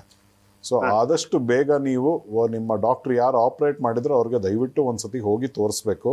ಒಂದು. ಎರಡನೇದು ನಿಮ್ಗೆ ಕಡೂರು ಅಂತ ಹೇಳಿದ್ರಿ, ಸೊ ಅಲ್ಲೇನಾರ ಸ್ಕ್ಯಾನಿಂಗ್ದು ವ್ಯವಸ್ಥೆ ಇದ್ರೆ ಒಂದು ಹೊಟ್ಟೆದು ಸ್ಕ್ಯಾನಿಂಗ್ ಮಾಡಿಸ್ಕೊಂಡು ರಿಪೋರ್ಟ್ ತಗೊಂಡೋಗಿ ಡಾಕ್ಟರ್ ತೋರಿಸಿದ್ರೆ ಉತ್ತಮ. ಸೊ ನಿಮ್ಗೆ ಮೆಶ್ ಅನ್ನೋದು ಹಾಕಿದ್ರ ಅವರು? ಮೆಶ್ ಹಾಕಿದ್ರು ಸರ್. ಓಕೆ. ಸೊ ಇದು ಬೇಸಿಕಲಿ ಏನು ಅಂದ್ರೆ, ಒಂದು ಹಳೆ ಸ್ಕಾರ್ ಇರುತ್ತಲ್ಲಪ್ಪ, ಆಪರೇಷನ್ ಮಾಡಿದ ಅದ್ರದ್ದು ನೋವಿರುತ್ತೆ. ಅದು ಏನಾಗುತ್ತೆ ಅಂದ್ರೆ ಚಳಿಗಾಲದಲ್ಲಿ ಸ್ವಲ್ಪ ಜಾಸ್ತಿ ಆಗುತ್ತೆ ನೋವು ಅದು. ಎರಡನೇದು, ಆ ಸ್ಕಾರ್ ಮೇಲೆ ನೀವು ಸಿಕ್ಕಾಬಟ್ಟೆ ಪ್ರೆಷರ್ ಹಾಕಿ ಕೆಲಸ ಮಾಡ್ತಾ ಇದ್ರ, ಅಂದ್ರೆ ಕಿಕ್ ಹೊಡಿಯೋದು ಅಂತ ಕರೆಕ್ಟಾಗಿ ಹೇಳಿದ್ರಿ ನೀವು, ಅಥವಾ ಭಾರ ಏನಾರ ಎತ್ತಕ್ಕೆ ಹೋದಾಗ ಈ ನೋವು ಬರುತ್ತೆ, ಕಾಣಿಸ್ಕೊಳ್ಳುತ್ತೆ. ಮೂರನೇದು ಏನು ನಾವು ರೂಲ್ ಔಟ್ ಮಾಡಬೇಕು ಅಂದ್ರೆ, ತಿರ್ಗಾ ಏನಾರ ಹರ್ನಿಯಾ ಬಂದಿದ್ಯಾ ನಿಮ್ಗೆ, ಅದನ್ನ ನಾವು ನೋಡ್ಬೇಕು ಅಂದ್ರೆ ಒಂದು ಸ್ಕ್ಯಾನಿಂಗ್ ಬೇಕಾಗುತ್ತೆ. ನಾನು ಹೇಳೋದೇನು ಅಂದ್ರೆ, ನಿಮ್ಮ ಡಾಕ್ಟರ್ ಹತ್ರ ತಕ್ಷಣ ಹೋಗಿ ಒಂದ್ಸತಿ ತೋರಿಸ್ಕೊಳ್ಳಿ. ಅರ್ಥ ಆಯ್ತಲ್ಲ? ಏನ್ ಬೇಕು ಅದನ್ನ ಅವರು ಹೇಳ್ತಾರೆ. ಸೊ ಈಗ ನಾವು ಹರ್ನಿಯಾಗೆ ಕಾರಣಗಳೇನು ಅಂತ ತಿಳ್ಕೊಳ್ಳೋಣ ಸರ್. ಯಾವ ಕಾಸಸ್ ಇಂದ ಹರ್ನಿಯಾ ಕಾಣಿಸ್ಕೊಳ್ಳುತ್ತೆ? ಬೇಸಿಕಲಿ ನಾನು ಆಗ್ಲೇ ಹೇಳ್ದಂಗೆ ಹರ್ನಿಯಾ ಈಸ್ ನಾಟ್ ಎ ಕಾಯಿಲೆ, ಡಿಸೀಸ್ ಅಲ್ಲ ಅದು. ಅದು ಮೆಕ್ಯಾನಿಕಲ್ ಡಿಫೆಕ್ಟಿಂದ ಬಂದಿರೋ ಅಂಥದ್ದು. ಸೊ ಯಾವುದೇ ಕಾರಣ ಬಾಡಿನಲ್ಲಿ ಅಥವಾ ನಮಗೆ ಯಾವುದೇ ಏನೇ ತೊಂದರೆ ಇದ್ದರೂ, ಯಾವುದೇ ನಮ್ಮ ಆ್ಯಕ್ಟಿವಿಟಿ ನಮ್ಮ ಇಂಟ್ರಾ ಅಬ್ಡಾಮಿನಲ್ ಪ್ರೆಷರ್ ಅನ್ನೋದನ್ನು ಜಾಸ್ತಿ ಮಾಡುತ್ತೆ, ಎಲ್ಲಿ ನಮ್ಮ ಕರಳುಗಳನ್ನ ಹೊರಗಡೆ ತಳ್ಳ ಅಂಥದ್ದು ಮಾಡುತ್ತೆ. ಆ ಥರ ಏನೇ ಆ್ಯಕ್ಟಿವಿಟಿ ಇದ್ರೂ ಬರುತ್ತೆ. ಸೊ ಈಗ ವೆಯ್ಟ್ ಲಿಫ್ಟಿಂಗ್ ಇರ್ಬೋದು ಒಂದು. ಎರಡನೇದು ಕ್ರಾನಿಕ್ ಕಾಫ್ ಇರ್ಬೋದು, ಅಂದರೆ ಈಗ ಆಸ್ತಮಾ ಇರೋರು ಅಥವಾ ಬೇರೆ ಏನಾದ್ರು ತೊಂದರೆ ಇರೋರು, ಅವ್ರಿಗೆ ಬರೋ ಚಾನ್ಸಸ್ ಜಾಸ್ತಿ ಇರುತ್ತೆ. ಆಮೇಲೆ ಪ್ರೀವಿಯಸ್ ಆಪ್ರೇಷನ್ ಆಗಿದ್ದರೆ ಅದು ಅವ್ರಿಗೆ ಬರೋ ಚಾನ್ಸ್ ಇರುತ್ತೆ. ಆಮೇಲೆ ಕಂಜನೈಟಲ್ ಅಂತ ಮಗುನಲ್ಲಿ ಬರುತ್ತೆ ಅಂತ ಹೇಳಿದ್ನಲ್ಲ, ಕೆಲವೊಮ್ಮೆ ಏನಾಗುತ್ತೆ ಅದು ದೊಡ್ಡ ಮಗುಂಗಿದ್ರೆ ಚಿಕ್ಕ ಮಗುಗೂ ಬರೋ ಚಾನ್ಸಸ್ ಇರುತ್ತೆ. ಅರ್ಥ ಆಯ್ತಲ್ಲ? ಬಟ್ ಇದು ಹೆರಿಡಿಟ್ರಿ ಅಂತ ಹೇಳೋಕ್ಕಾಗಲ್ಲ, ಬಟ್ ಬರೋ ಚಾನ್ಸಸ್ ಇರುತ್ತೆ. ಅದಾದ ಮೇಲೆ ಆಪ್ರೇಷನ್ ಎಸ್ಪೆಷಲಿ ಇನ್ ಲೇಡೀಸ್ ಎಲ್ಲ ಏನಾಗುತ್ತೆ ಅಂದರೆ, ಅವ್ರಿಗೆ ಸಿಸೇರಿಯನ್ ಸೆಕ್ಷನ್ ಅಂತ ಮಾಡಿ, ಅಥವಾ ಟ್ಯೂಬೆಕ್ಟಮಿ ಅಥವಾ ಇನ್ಫರ್ಟಿಲಿಟಿ ಟ್ರೀಟ್ಮೆಂಟ್ಗೆ ವೇರಿಯಸ್ ಸರ್ಜರೀಸ್ ಆಗಿರುತ್ತೆ. ಸೊ ಈ ಎಲ್ಲೆಲ್ಲಿ ನಾವು ಅಬ್ಡಮನ್ನ ಕುಯ್ದಿರ್ತೀವಿ ಅಂದರೆ ಇನ್ಸಿಷನ್ ಅಂತ ನಾವು ಹೇಳ್ತೀವಿ, ಅಲ್ಲಿ ಈ ಹರ್ನಿಯಾ ಬರೋ ಚಾನ್ಸಸ್ ಇರುತ್ತೆ. ಈಗ especially in women incisional hernia is very common. ಏನಕ್ಕೆ ಕಾಮನ್ ಅಂದರೆ, ನಮ್ಮಲ್ಲಿ ಮೆಂಟ್ಯಾಲಿಟಿ ಹೆಂಗೆ ಅಂದರೆ, ಆಪ್ರೇಷನ್ ಆದಮೇಲೆ ನಾನು ರೆಸ್ಟ್ ತಗೋಬೇಕು, ಆಮೇಲೆ ನಾನು ರೆಸ್ಟ್ ತೊಗೊಂಡು ನಾನು ಏನಕ್ಕೆ ಆ್ಯಕ್ಟಿವಿಟಿ ಅಂದರೆ, ಈಗ ಅವ್ರು ಯೋಗ ಮಾಡ್ತಾ ಇರ್ಬೋದು, ಅಥವಾ ವಾಕಿಂಗ್ ಮಾಡ್ತಾ ಇರ್ಬೋದು, ಅಥವಾ ಎಕ್ಸಸೈಸ್ ಮಾಡ್ತಾ ಇರ್ಬೋದು, ಏನೇ ಒಂದು ಮಾಡ್ತಾ ಇರ್ಬೋದು. ಆಪ್ರೇಷನ್ ಆಗಿ 3 ತಿಂಗಳಾದ್ಮೇಲೆ ಅವೆಲ್ಲ ಶುರು ಮಾಡ್ಬೋದು, under the guidance of the doctor. ಯಾರು ಆಪ್ರೇಟ್ ಮಾಡಿರ್ತಾರೋ ಅವ್ರ ಹತ್ರ ಸಲಹೆ ತೊಗೊಂಡು ಕ್ರಮೇಣ ಶುರು ಮಾಡ್ಬೋದು. ನಮ್ಮಲ್ಲಿ ಏನಾಗುತ್ತೆ ಅಂದರೆ, ಈ ಥರ ಚಿಕ್ಕ ಪುಟ್ಟ ಆಪ್ರೇಷನ್ ಆದಮೇಲೆ ದೇ ಪುಟ್ ಆನ್ ವೆಯ್ಟ್. ಆ ವೆಯ್ಟ್ ಯಾವಾಗ ಹಾಕೋತಾರೆ, ಅದು ಆ ಸೂಚರ್ ಅಂತ ಅಂದರೆ ನಾವೇನು ದಾರದಲ್ಲಿ ಹೊಲ್ದಿರ್ತೀವಿ ಅದ್ರ ಮೇಲೆ ಸಿಕ್ಕಾಬಟ್ಟೆ ಪ್ರೆಷರ್ ಬೀಳುತ್ತೆ. ಪ್ರೆಷರ್ ಬಿದ್ದು ಕಟ್ ಆಗಿಬಿಟ್ಟು ಅದು ಪೂರ ಹೊರಗಡೆ ಬಂದುಬಿಡುತ್ತೆ. ಸೊ ಮಸಲ್ ಯಾವಾಗ ಸೆಪ್ರೇಟ್ ಆಗುತ್ತೆ ಆವಾಗ ಹರ್ನಿಯಾ ತಿರ್ಗಾ ಬರುತ್ತೆ. ಅದನ್ನು ಇನ್ಸಿಷನಲ್ ಹರ್ನಿಯಾ ಅಂತ ಕರಿತೀವಿ. ಇನ್ನೊಂದು ಕಾಮನೆಸ್ಟ್ ಏನು ಅಂದರೆ, ಎಸ್ಪೆಷಲಿ ಮೆನ್, ಅವ್ರಿಗೆ ವಯಸ್ಸಾದಮೇಲೆ ಒಂದು 60 ವರ್ಷ ಆದಮೇಲೆ ಎಲ್ಲರಿಗೂ ಪ್ರಾಸ್ಟೇಟ್ ಅಂತ ಒಂದು ನಮ್ಮಲ್ಲಿ ಅಂಶ ಇರುತ್ತೆ. ಆ ಪ್ರಾಸ್ಟೇಟ್ ಗ್ರಂಥದ ಒಳಗಡೆಯಿಂದ ನಮ್ಮ ಯೂರಿನ್ ಟ್ಯೂಬ್ ಬರೋದು. ಸೊ ಆ ಅದು ಪ್ರಾಸ್ಟೇಟ್ ಗ್ರಂಥ ಯಾವಾಗ ದಪ್ಪ ಆಗುತ್ತೆ, ನಮ್ಮ ಯೂರಿನ್ ಟ್ಯೂಬ್ ಮೇಲೆ ಅಮ್ಕಕ್ಕೆ ಶುರು ಮಾಡುತ್ತೆ. ಸೊ ಅವಾಗ ಏನು ಮಾಡ್ತೀವಿ ನಾವು, ಯೂರಿನ್ ಪಾಸ್ ಮಾಡೋಕ್ಕೆ ಸಿಕ್ಕಾಬಟ್ಟೆ ಪ್ರೆಷರಿಂದ ಮಾಡ್ತೀವಿ. ಸೊ ಅವಾಗ ನಮ್ಮ ಇಂಟ್ರಾ ಅಬ್ಡಾಮಿನಲ್ ಪ್ರೆಷರ್ ಜಾಸ್ತಿ ಆಗಿ, ಪ್ಲಸ್ ನಾವು ವಯಸ್ಸಾಗಿರುತ್ತೆ, ನಮ್ಮ ಮಸಲ್ಸೂ ವೀಕ್ ಆಗಿರೋದ್ರಿಂದ ಇಂಗ್ವೈನಲ್ ಹರ್ನಿಯಾ ಅಲ್ಲಿ ಕಾಮನ್ ಆಗಿ ಬರ್ಬೋದು. ಕೆಲವರಿಗೆ ಅಪೆಂಡಿಕ್ಸ್ ಆಪ್ರೇಷನ್ ಆಗಿರುತ್ತೆ. ಅಪೆಂಡಿಕ್ಸ್ ಆಪ್ರೇಷನ್ ಆದಾಗ, ಅಂದರೆ ಹಿಂದಿನ ಕಾಲದಲ್ಲಿ ಎಸ್ಪೆಷಲಿ ಯಾವಾಗ ಲ್ಯಾಪ್ರೋಸ್ಕೋಪಿ ಅನ್ನೋದು ಇರಲಿಲ್ಲ, ಆವಾಗ ನಾವು ರೈಟ್ ಸೈಡ್ ಕೆಳ ಹೊಟ್ಟೆನಲ್ಲಿ ಕುಯ್ದು ಬಿಟ್ಟು ಆಪ್ರೇಷನ್ ಮಾಡ್ತಾಯಿದ್ವಿ. ಅದನ್ನು ಓಪನ್ ಅಪೆಂಡಿಸೆಕ್ಟಮಿ ಅಂತೀವಿ. ಅವಾಗ ಏನಾಗುತ್ತೆ, ಅಲ್ಲಿ ನರಗಳು ಕಟ್ಟಾಗುತ್ತೆ. ನರಗಳು ಕಟ್ಟಾದಾಗ ನಮ್ಮ ರೈಟ್ ಸೈಡ್ ಅಬ್ಡೋಮೆನ್ದು ಕೆಳಭಾಗದ್ದು ನರಗಳು ಕಟ್ಟಾದಾಗ ಮಸಲ್ದು ಟೋನ್ ಹೋಗುತ್ತೆ, ಆವಾಗ ಹರ್ನಿಯಾ ಬರೋ ಚಾನ್ಸಸ್ ಇರುತ್ತೆ. ಸೊ ಈ ಥರ ವಿಧವಾದ ಕಾರಣಗಳಿರುತ್ತೆ ಹರ್ನಿಯಾ ಏನಕ್ಕೆ ಬರಬಹುದು ಅನ್ನೋದಕ್ಕೆ. ಸರ್, ಇವಾಗ ಹೇಗೆ ಕಂಡುಹಿಡಿಯೋದು ಲೈಕ್ ಹರ್ನಿಯಾ ಬಂದಿದೆ ಅಂತ? ಒಂದು, ಈಗ ಹರ್ನಿಯಾ ಅಂದರೆ ನಿಮಗೆ ನಾನು ಹೇಳಿದೆ ಆಗಲೇ, ನಾನು ಮುಂಚೆನೇ ಹೇಳ್ದಂಗೆ ನಿಮ್ಗೆ ಆ ಥರ ಲಕ್ಷಣಗಳೇನಾದ್ರು ಕಂಡಿಸ್ಕೊಂಡ್ರೆ ಏನು ನೋವಿರ್ಬೋದು, ಎರಡನೇದು ಊತ ಅನ್ನೋದಿರ್ಬೋದು, ಮೂರನೇದು ನಿಮಗೆ ಅಲ್ಲಿ ಒಂದು ಗಡ್ಡೆ ಥರ ಬಂದು ಸಿಕ್ಕಾಕೊಂಡಿರೋ ಗಡ್ಡೆ ಥರ ಸಿಕ್ಬೋದು. ಆ ಥರ ಏನೇ ಇದ್ರೂ ಫಸ್ಟ್ ನೀವು ಬಂದು ಒಬ್ರೊಬ್ರು ಕನ್ಸಲ್ಟೆಂಟ್ ಸರ್ಜನ್ಗೆ ತೋರಿಸ್ಬೇಕಾಗುತ್ತೆ. ಸರ್ಜನ್ ನೋಡಿ ಅದು ಕ್ಲಿನಿಕಲ್ ಡಯಾಗ್ನೋಸಿಸ್ ನಾವು ಮಾಡ್ತೀವಿ. ಕ್ಲಿನಿಕಲ್ ಡಯಾಗ್ನೋಸಿಸ್ ಅಂದರೆ ಏನು ಅಂದರೆ ನಾವು ಅವ್ರ ಜೊತೆ ಮಾತಾಡಿ ಅವ್ರ ಹಿಸ್ಟ್ರಿ ತಗೊಂಡು ನಾವು ಅವ್ರ ಕ್ಲಿನಿಕಲ್ ಕೈಯಲ್ಲಿ ಮುಟ್ಟಿ ಎಕ್ಸಾಮಿನೇಷನ್ ಮಾಡಿದಾಗ ನಮಗೆ ಗೊತ್ತಾಗುತ್ತೆ ಅವ್ರಿಗೆ ಹರ್ನಿಯಾ ಇದೆಯಾ ಇಲ್ವಾ ಅಂತ. ಹರ್ನಿಯಾ ಇದ್ಮೇಲೆ ನಾವು ಅವ್ರಿಗೆ ಮಾತಾಡಿಬಿಟ್ಟು ಕನ್ಫರ್ಮೇಟ್ರಿ ಅಂದರೆ clinically we have confirm that there is a hernia. But ಈಗೇನು ಪೇಷಂಟ್ಸ್ಗಳು ಇವರೇನೋ ಹೇಳ್ಬಿಟ್ರು ಅಂತ ಅನ್ಕೊತಾರೆ. ಸೊ ಅದಕ್ಕೋಸ್ಕರ ಕನ್ಫರ್ಮೇಷನ್ ಒಂದು. ಎರಡನೇದು ಅದ್ರ ಜೊತೆ ಬೇರೆ ಏನೂ ಇಲ್ಲ ಅನ್ನೋದು ನಮಗೆ ಗೊತ್ತಾಗಲಿ ಅಂದ್ಬಿಟ್ಟು ನಾವೇನು ಮಾಡ್ತೀವಿ ಅಂದರೆ ಒಂದು ಹೊಟ್ಟೆದು ಸ್ಕ್ಯಾನಿಂಗ್ ಕೇಳ್ತೀವಿ. It is called as ultrasound abdomen and pelvis. So that is the most confirmatory test which we depend on. So based on the report ಅದನ್ನು ನೋಡಿಕೊಂಡು ಪೇಷಂಟ್ಗೆ ಮಾತಾಡ್ತೀವಿ. ಕೆಲವೊಮ್ಮೆ ಏನಾಗುತ್ತೆ, ಪೇಷಂಟ್ ಸ್ವಲ್ಪ ದಪ್ಪ ಇದ್ದಾಗ ನಮಗೆ ಕೈಯಲ್ಲಿ ಒಂದು ಕಡೆ ಗೊತ್ತಾಗುತ್ತೆ ಎಲ್ಲಿ ದೊಡ್ಡದಾಗಿರುತ್ತೆ, ಇನ್ನೊಂದು ಕಡೆ ಅಂದರೆ ಗೊತ್ತಾಗಿರಲ್ಲ. ಬಟ್ ಅಲ್ಟ್ರಾಸೌಂಡ್ ಸ್ಕ್ಯಾನಿಂಗ್ ಹೋದಾಗ ಎರಡು ಕಡೆನೂ ಇದೆ ಅಂತ ಬರುತ್ತೆ. ಸೊ ಆ ಥರ ಇದ್ದಾಗ it acts as a contributory for our diagnosis. ಈ ultrasound is the best modality to detect a hernia. Okay, ಈಗ ಸ್ಕ್ಯಾನ್ ಬಗ್ಗೆ ಹೇಳಿದ್ರಿ, ಟ್ರೀಟ್ಮೆಂಟ್ ಏನೇನಿರುತ್ತೆ ಸರ್? ಟ್ರೀಟ್ಮೆಂಟ್ ಅನ್ನೋದು ಈಗ ನಿಮಗೆ ಒಂದು ಮಕ್ಕಳಿನಲ್ಲಿ ಏನು ಮಾಡ್ತೀವಿ ಅಂದರೆ, ಚಿಕ್ಕ ಮಕ್ಕಳಿನಲ್ಲಿ ಅವ್ರಿಗೆ ಹರ್ನಿಯಾಟಮಿ ಅಂತ ಒಂದು ಮಾಡ್ತೀವಿ. ಏನು ಅಂದರೆ ಅದು ಕನೆಕ್ಷನ್ ಏನಿರುತ್ತೆ ಅಬ್ಡಮನ್ಗೆ ಮತ್ತು ನಮ್ಮ ಸ್ಕ್ರೋಟಮ್ಗೆ, ಅದನ್ನು ಕನೆಕ್ಷನ್ನ ಡಿಸ್ಕನೆಕ್ಟ್ ಮಾಡಿ ಬಿಡ್ತೀವಿ. ಬಟ್ ನಮ್ಮ ಇದರಲ್ಲಿ ಅಡಲ್ಟ್ಸಲ್ಲಿ ಯೂಶಲಿ ಏನು ಮಾಡ್ತೀವಿ ಅಂದರೆ, ಯಾವುದೇ ಹರ್ನಿಯಾ ಆದರೂ ಅದಕ್ಕೆ ಮೆಶ್ ಅನ್ನೋದು, ಮೆಶ್ ಅಂದರೆ ಏನು ಅಂದರೆ ನಮ್ಮ ಸೊಳ್ಳೆ ಪರದೆ ಇರುತ್ತಲ್ಲ ಆ ಥರ ಮೆಶ್ ಅಂತ ಒಂದು ಬರುತ್ತೆ. It is a inert material, polypropylene ಅಂತ. That is the ordinary mesh which is available. So what we do is, operation ಮಾಡ್ತಾ ಆ ಕರಳೆಲ್ಲ ಏನು ಸಿಕ್ಕಾಕೊಂಡಿರುತ್ತೆ ಅದನ್ನೆಲ್ಲ ಬಿಡಿಸಿ, ಆಮೇಲೆ ಎಲ್ಲಿ ವೀಕ್ನೆಸ್ ಇರುತ್ತೆ ಅದನ್ನು ಟೈಟ್ ಮಾಡಿ ಅದರ ಮೇಲ್ಗಡೆ ರೀಇನ್ಫೋರ್ಸ್ಮೆಂಟ್ಗೆ ಮೆಶ್ ಅಂತ ಹಾಕಿ ನಾವು ಸರ್ಜರಿ ಮಾಡ್ತೀವಿ.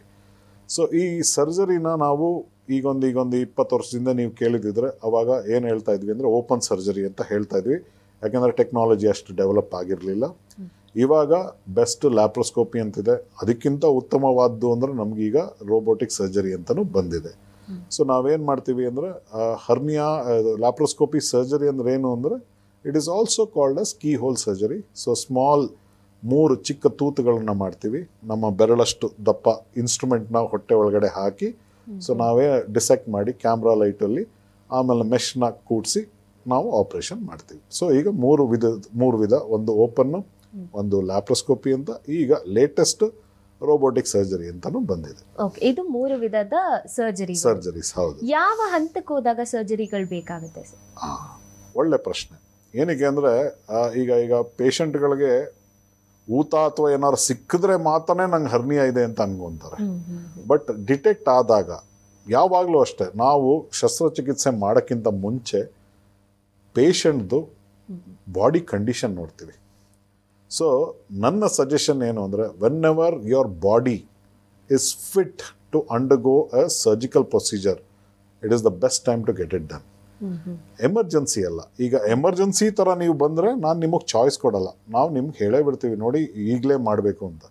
It is an elective surgery. Elective surgery ಅಂದರೆ ಏನು ಅಂದರೆ ವಿತಿನ್ ಅಬೌಟ್ 2 to 3 ವೀಕ್ಸ್ ಮನೆಗೆ ಈಗ ಏನೇನು ಆಗಬೇಕು, ಮನೆಗೆ ಹೋಗಿ ಮಾತಾಡಬೇಕು, ನೆಕ್ಸ್ಟು ನಿಮ್ಮಲ್ಲಿ ಫೈನಾನ್ಸಸ್ ನೋಡ್ಕೋಬೇಕು, ಪ್ಲಸ್ ಇನ್ಶೂರೆನ್ಸ್ ಇದೆಯಾ ನೋಡ್ಕೋಬೇಕು, ಆಫೀಸಲ್ಲಿ ರಜಾ ನೋಡಬೇಕು, ಈಗ ಮಕ್ಕಳಿರ್ತಾರೆ, ಅದನ್ನೆಲ್ಲ ಆರ್ಗನೈಸ್ ಮಾಡಿಕೊಂಡು you take about a weeks time, you come back and you get it done. So it is not that it is emergency, ನಾನು ಈಗಲೇ ಅಡ್ಮಿಟ್ ಆಗಿ ಇವಾಗಲೇ ಸರ್ಜರಿ ಮಾಡಬೇಕು ಅನ್ನೋದಲ್ಲ. ಸೊ ಬಂದು ಮನೆಯಲ್ಲೆಲ್ಲ ಡಿಸ್ಕಷನ್ ಮಾಡಿಕೊಂಡು it is a planned surgery.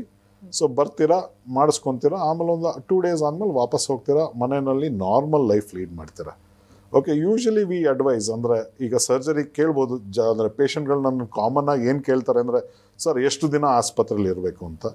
So inguinal hernia ಆ ಥರ ಎಲ್ಲ ಲ್ಯಾಪ್ರೋಸ್ಕೋಪಿ ನಾವು ಪ್ಲ್ಯಾನ್ ಮಾಡಿದರೆ ಏನಿಲ್ಲ, ಇವತ್ತು ಸರ್ಜರಿ ಅಂದರೆ ಬೆಳಗ್ಗೆ ಬಂದು ಅಡ್ಮಿಟ್ ಆಗ್ತೀರಾ, ಸಾಯಂಕಾಲ ಸರ್ಜರಿ ಆಗುತ್ತೆ, ನಾಳೆ ಸಾಯಂಕಾಲ ನಾವು ಡಿಸ್ಚಾರ್ಜ್ ಮಾಡಿ ಮನೆಗೆ ಕಳಿಸ್ಕೊಡ್ತೀವಿ. ಮನೆಗೆ ಹೋದ್ಮೇಲೆ ನೀವು ಏನೇನು ಮಾಡ್ಬೋದು ಏನೇನು ಮಾಡಬಾರ್ದು ಅನ್ನೋದು ಕ್ವಶನ್ ಇರುತ್ತೆ. ಏನು ಮಾಡಬಹುದು ಅಂದರೆ ನಾರ್ಮಲಾಗಿ ಓಡಾಡ್ಕೊಂಡಿರ್ಬೋದು ಅವರು. ಈಗ ಡ್ರೆಸ್ಸಿಂಗ್ ವಾಟರ್ ಪ್ರೂಫ್ ಡ್ರೆಸ್ಸಿಂಗ್ ಹಾಕಿದ್ರೆ ಸ್ನಾನನೂ ಮಾಡ್ಬೋದು. ವಾಟರ್ ಪ್ರೂಫ್ ಡ್ರೆಸ್ಸಿಂಗ್ ಹಾಕಲಿಲ್ಲ ಅಂದರೆ ಸ್ನಾನ ನಾನು ಹೊಲಿಗೆ ಬಿಚ್ಚೋ ತನಕ ಮಾಡೋಕ್ಕಾಗಲ್ಲ. ಒಂದು 5 ರಿಂದ 10 ದಿನ ಸ್ನಾನ ಮಾಡೋಕ್ಕಾಗಲ್ಲ. ಬಟ್ ಸ್ಪಾಂಜ್ ಬಾತ್ ಮಾಡೋಕ್ಕೆ ನಾವು ಅಡ್ವೈಸ್ ಮಾಡ್ತೀವಿ. ಭಾರ ಎತ್ಕೊಡ್ದು, ಭಾರ ವಿ ಯೂಶುವಲಿ ಟೆಲ್ 3 months ಎತ್ತಬೇಡಿ ಅಂತ. ಅದಾದಮೇಲೆ ಈಗ ನೆಕ್ಸ್ಟ್ ಕ್ವಶನ್ ಅವ್ರು ಕೇಳೋದೇನು ಅಂದರೆ, ಸರ್ ನಾನು ಗಾಡಿ ಓಡಿಸ್ಬೋದಾ? Car driving is not a issue. Second one is, ನಾವು ಬೈಕ್ ಅಥವಾ ಸ್ಕೂಟರ್ ಓಡಿಸ್ತೀನಿ ಅಂದರೆ ಓಡಿಸ್ಬೋದು. ಈಗಾಗಲೇ ನಮಗೆ ಒಬ್ಬರು ಪೇಷಂಟ್ ಕೇಳಿದ್ರು, ಸರ್ ನಾನು ಕಿಕ್ ಮಾಡಿದಾಗ ನೋವು ಬರುತ್ತೆ. So what we suggest them is usually use a self start vehicle and don't put centre stand, because again centre stand ಹಾಕಕ್ಕೆ ನಾವು ಭಾರ ಎತ್ತಿ ಹಾಕಬೇಕು. ಅದಕ್ಕೆ ಸೈಡ್ ಸ್ಟ್ಯಾಂಡ್ ಯೂಸ್ ಮಾಡಿ ಅಂತ ಹೇಳ್ತೀವಿ. ಯೂಶಲಿ ಆ್ಯಕ್ಟಿವಿಟಿ ಮಾಡ್ಕೋಬೋದು. ಅವರು ಏನಾಗುತ್ತೆ ಅಂದರೆ ಸ್ವಲ್ಪ ನೋವು ಬಂದಾಗ ಅವ್ರನ್ನ ರಿಸ್ಟ್ರಿಕ್ಟ್ ಮಾಡ್ಕೊತಾರೆ. ಸೊ ಇಷ್ಟ್ರ ಮಟ್ಟಿಗೆ ಅವ್ರು ಓಡಾಡ್ಕೊಂಡು ಇರ್ಬೋದು. ಆಮೇಲೆ ನೆಕ್ಸ್ಟ್ ಕ್ವಶನ್ ಇನ್ನೊಂದೇನು, ಕೆಲವ್ರು ಪಾಪ ಕೇಳ್ತಾರೆ, ಸರ್ ನಾವು 2ನೇ ಮಾಡಿಲಿರೋದು ಹತ್ಬೋದಾ ಅಂತ. ಹತ್ಬೋತದೆ, ಹತ್ತೋದ್ರಲ್ಲೂ ಏನೂ ತೊಂದರೆ ಇಲ್ಲ. ಏನು ಅಂದರೆ ಒಂದು ದಪ್ಪ ಆಗಬಾರ್ದು, ಭಾರ ಎತ್ತಬಾರ್ದು ಅಷ್ಟೇ. ಸೊ ಡಾಕ್ಟರ್, ನಾವು ಆಗಲೇ ಸರ್ಜಿಕಲ್ ಟ್ರೀಟ್ಮೆಂಟ್ ಬಗ್ಗೆ ಮಾತಾಡ್ತಾ ಇದ್ವಿ. ಸೊ ಸರ್ಜರಿಯಿಂದ ಏನೇನು ಕಾಂಪ್ಲಿಕೇಶನ್ಸ್ ಆಗ್ಬೋದು ನಮಗೆ? ಒಳ್ಳೆ ಪ್ರಶ್ನೆ. ಈಗ ಸರ್ಜರಿಯಿಂದ ಯಾವುದೇ ಶಸ್ತ್ರಚಿಕಿತ್ಸೆಗೆ ಪೇಷಂಟ್ ಒಳಗಾದರೆ ಕಾಮನ್ ಏನಾಗ್ಬೋದು ಅಂದರೆ, ಒಂದು ಬ್ಲೀಡಿಂಗ್ ಆಗೋ ಚಾನ್ಸಸ್ ಇರುತ್ತೆ, ಇನ್ನೊಂದು ಆ ಜಾಗ ಇನ್ಫೆಕ್ಷನ್ ಆಗೋ ಚಾನ್ಸಸ್ ಇರುತ್ತೆ. ಎರಡನೇದು, ಈಗ ಕಾಂಪ್ಲಿಕೇಶನ್ ಅನ್ನೋದನ್ನು ನಾನು ಓಪನ್ ಸರ್ಜರಿ ಬಗ್ಗೆನೂ ಮಾತಾಡ್ತೀನಿ, ಲ್ಯಾಪ್ರೋಸ್ಕೋಪಿ ಸರ್ಜರಿ ಬಗ್ಗೆನೂ ಮಾತಾಡ್ತೀನಿ. ಓಪನ್ ಸರ್ಜರಿಲಿ ಈಗ ನಾನು ಆಗಲೇ ಹೇಳ್ದಂಗೆ ಒಂದು ಬ್ಲೀಡಿಂಗ್ ಆಗ್ಬೋದು, ಇನ್ಫೆಕ್ಷನ್ ಆಗ್ಬೋದು. ಅಲ್ಲಿ ಸೀರೋಮಾ ಅಂತ ಆಗುತ್ತೆ. ಸೀರೋಮಾ ಅಂದರೆ ಏನು ಅಂದರೆ, ಆಪ್ರೇಷನ್ ಮಾಡಿರೋ ಕಡೆ ಸ್ವಲ್ಪ ಊತ ಬಂದು ನೀರು ಥರ ಕಲೆಕ್ಟ್ ಆಗುತ್ತೆ. ಸೊ ಅದಕ್ಕೆ ಪಸ್ ಅಲ್ಲ ಅದು. ಅದೇನು ಅಂದರೆ ಬರೀ ನೀರಿನ ಅಂಶ ಇರುತ್ತೆ. ಅದನ್ನು ನಾವೇನು ಮಾಡ್ತೀವಿ ಅಂದರೆ, ನೀವು ಫಾಲೋ ಅಪ್ ಡ್ರೆಸ್ಸಿಂಗಿಗೆ ಬಂದಾಗ ಆ ನೀರ ಅಂಶನ ತೆಗೆದುಬಿಟ್ಟು ಅದು ಕಮ್ಮಿ ಆಗೋಕ್ಕೆ 1-2 ಮಾತ್ರೆಗಳನ್ನ ಕೊಡ್ತೀವಿ. ಅದಾದಮೇಲೆ ಇಂಪಾರ್ಟೆಂಟ್ ಏನು ಅಂದರೆ, ಮೆಶ್ ಅನ್ನೋದು ಇನ್ಫೆಕ್ಷನ್ ಆಗಬಾರ್ದು. ಯಾಕೆ ಅಂದರೆ ಅದು ಎಕ್ಸ್ಟರ್ನಲ್ ಪ್ರಾಸ್ಥೆಸಿಸ್ ಅಂತ ಏನು ಹೇಳ್ತೀವಿ, ಅದು ಬಾಡಿಗೆ ಅಳವಡಿಸಿರ್ತೀವಿ ನಾವು. ಸೊ ಅದು ಯಾವಾಗ ಇನ್ಫೆಕ್ಷನ್ ಆಗುತ್ತೆ, ಅದಕ್ಕೆ ಟ್ರೀಟ್ಮೆಂಟ್ ಇಲ್ಲ, ಆವಾಗ ಇನ್ನೊಂದು ಸರ್ಜರಿ ಮಾಡಿ ಅದನ್ನು ನಾವು ತೆಗಿಲೇಬೇಕು. ತೆಗೆದುಬಿಟ್ಟು ಟಿಶ್ಯೂ ರಿಪೇರ್ ಅಂದರೆ ಬರೀ ಮಾಂಸಖಂಡಕ್ಕೆ ಸೂಚರ್ ಹಾಕಿ ಬಿಡಬೇಕಾಗತ್ತೆ. ನಾನು ಆ ಇನ್ಫೆಕ್ಷನ್ ಆಗದೆ ಇರೋಂಗೆ ನೋಡ್ಕೋಬೇಕು ನಾವು. ಈಗ ಲ್ಯಾಪ್ರೋಸ್ಕೋಪಿನಲ್ಲಿ ಈಗ ನಾನು ಓಪನ್ ಸರ್ಜರಿಲಿ ಏನೇನು ಹೇಳಿದೆ ಅದೆಲ್ಲನೂ ಇರುತ್ತೆ. ಅದ್ರ ಜೊತೆಗೆ ಏನಾಗುತ್ತೆ ಅಂದರೆ, ಲ್ಯಾಪ್ರೋಸ್ಕೋಪಿಲಿ ನಾವೇನು ಮಾಡ್ತೀವಿ ಅಂದರೆ, ಹೊಟ್ಟೆ ಒಳಗಡೆಯಿಂದ ಆಪ್ರೇಟ್ ಮಾಡಿ ನಾವು ಕರಳುಗಳನ್ನ ಬಿಡಿಸಿ ಅಲ್ಲಿ ಒಳಗಡೆಗೆ ಮೆಶ್ ಹಾಕ್ತೀವಿ. ಸೊ ಇದು ನಮಗೆ ಒಂಥರ ಸ್ಪೆಷಲೈಸ್ಡ್ ಮೆಶ್. ಅದನ್ನು ಸ್ಯಾಂಡ್ವಿಚ್ ಮೆಶ್ ಅಂತಲೂ ಕರಿತೀವಿ. ಏನಂತ ಅಂದರೆ, ಈ ಓಪನ್ ಸರ್ಜರಿಲಿರೋ ಅಂಥ ಮೆಶ್ಗೆ ಇಂಟರ್ನಲ್ಲಿ ಅದೇನಾಗುತ್ತೆ ಅಂದರೆ, ಅದನ್ನೇ ನಾನು ತೊಗೊಂಡೋಗಿ ಹೊಟ್ಟೆ ಒಳಗಡೆ ಹಾಕಿದ್ರೆ ಕರಳೆಲ್ಲ ಅದಕ್ಕೆ ಸಿಕ್ಕಾಕೊಂಡು ಅದು ಇಂಟೆಸ್ಟೈನಲ್ ಅಬ್ಸ್ಟ್ರಕ್ಷನ್ ಅಂತ ಆಗ್ಬಿಡೋ ಚಾನ್ಸಸ್ ಇರುತ್ತೆ. ಸೊ ಅದಕ್ಕೆ ಏನು ಮಾಡ್ತೀವಿ ನಾವು ಅಂದರೆ, ಒಂದು ಕವರಿಂಗ್ ಹಾಕಿರ್ತಾರೆ, ಇನ್ನರ್ಟ್ ಕವರಿಂಗು. ಸೊ ಮಾಂಸಖಂಡ ಕಡೆಗೆ ನಾವು ಮೆಷನ್ನ ಕೂಡಿಸ್ಬೇಕಾದ್ರೆ ಮಾಂಸಖಂಡ ಕಡೆಗೆ ನಾರ್ಮಲ್ ಮೆಶ್ ಇರುತ್ತೆ, ಕರಳಿರೋ ಕಡೆಗೆ ಆ ಇನ್ನರ್ಟ್ ಮೆಟೀರಿಯಲ್ ಅದನ್ನು ಡ್ಯುಯಲ್ ಮೆಶ್ ಅಂತಲೂ ಕರಿತೀವಿ. ಆ ಮೆಶ್ನ ಅಳವಡಿಸ್ತೀವಿ. ಸೊ ಅಲ್ಲಿ ಏನಾಗ್ಬೋದು, ಅದ್ರದ್ದು ಕಾಂಪ್ಲಿಕೇಶನ್ಸೇ ಡಿಫ್ರೆಂಟ್ ಆಗಿರುತ್ತೆ. ಏನಂದರೆ, ನಾನು ಲ್ಯಾಪ್ರೋಸ್ಕೋಪಿಗೆ ಹೊಟ್ಟೆನಲ್ಲಿ ತೂತು ಮಾಡಬೇಕು. ಆ ತೂತು ಮಾಡ್ಬೇಕಾದ್ರೆ ಬ್ಲೀಡಿಂಗ್ ಆಗ್ಬೋದು, ಅಥವಾ ಕರಳುಗಳಿಗೆ ಏನಾರ ನಾನು ತೂತು ಜೋರಾಗಿ ಮಾಡೋಕ್ಕೆ ಹೋಗಿ ಕರಳು ಡ್ಯಾಮೇಜ್ ಆಗೋ ಸಂಭವ ಇರುತ್ತೆ. ಪ್ಲಸ್ ಇಂಟರ್ನಲ್ ಆರ್ಗನ್ಸ್, ಲಿವರ್ ಅಂತಿರುತ್ತೆ, ಸ್ಪ್ಲೀನ್ ಅಂತಿರುತ್ತೆ, ಅದಕ್ಕೆ ಇಂಜುರಿ ಆಗೋ ಸಂಭವ ಜಾಸ್ತಿ ಇರುತ್ತೆ. ಬಟ್ ಓವರ್ ಆಲ್ ನೋಡಕ್ಕೆ ಹೋದಾಗ ಒಂದು 500 ಜನದಲ್ಲಿ ಒಬ್ರಿಗೆ ಆಗಬಹುದು. ಹಾಗೆ ಅಂದ್ಕೊಂಡು ಹೆದರ್ಕೊಂಡು ನಾವು ಆಪ್ರೇಷನ್ ಮಾಡಿಸ್ಕೊಳ್ದಿರ ರಿಸ್ಕ್ ತೊಗೊಳಕ್ಕಾಗಲ್ಲ. So basically these are the complication ಅಂತ ಏನು ಹೇಳ್ತೀವಿ ಇದು. ಕೆಲವ್ರಿಗೆ ಇನ್ನೊಂದು ಏನಾಗುತ್ತೆ ಅಂದರೆ, ಓಪನ್ ಸರ್ಜರಿ ಮಾಡಿದಾಗ ಆ ನರಗಳನ್ನ ಕಟ್ ಮಾಡಿರ್ತೀವಿ. ಸೊ ಆವಾಗ ಆ ಜಾಗದಲ್ಲಿ ಎಲ್ಲಿ ನಾವು ಕಟ್ ಮಾಡಿರ್ತೀವಿ ಅಲ್ಲಿ ಜುಮ್ ಅಂತ ಒಂದು ಸ್ವಲ್ಪ ದಿನ ಅನಿಸುತ್ತೆ. ಸೊ ಅದು ಕೆಲವ್ರಿಗೆ ಏನಾಗುತ್ತೆ ಅಂದರೆ, ಸ್ವಲ್ಪ ದಪ್ಪ ಇರೋ ನೋವನ್ನ ಏನಾರು ಕಟ್ ಮಾಡಿದರೆ ಆ ಜಾಗದಲ್ಲಿ, ಚಿಕ್ಕ ಜಾಗ ಅದು, ಆ ಜಾಗದಲ್ಲಿ ಸೆನ್ಸೇಷನ್ ಇರಲ್ಲ. ಬಟ್ ಅದೆಲ್ಲ ನಿಮಗೆ ಹೋಗ್ತಾ ಏನು ತೊಂದರೆ ಕೊಡಲ್ಲ. So it's not A very life threatening complications as such. ಈಗ ನೀವು ಮೆಶ್ ಬಗ್ಗೆ ಹೇಳಿದ್ರಿ. ಮೆಶ್ ಅನ್ನೋದು ಈ ಸರ್ಜಿಕಲ್ ಟ್ರೀಟ್ಮೆಂಟ್ ಅಲ್ಲಿ ತುಂಬಾ ಇಂಪಾರ್ಟೆಂಟ್. ಹೌದು. ಏನಾಗುತ್ತೆ ಅಂದರೆ, ಇದು ರಿಸರ್ಚ್ ಎವಾಲ್ವ್ ಆಗಿ ಈಗ any surgery for hernia gold standard is mesh repair ಅಂತ. ಅರ್ಥ ಆಗ್ತಲ್ಲ?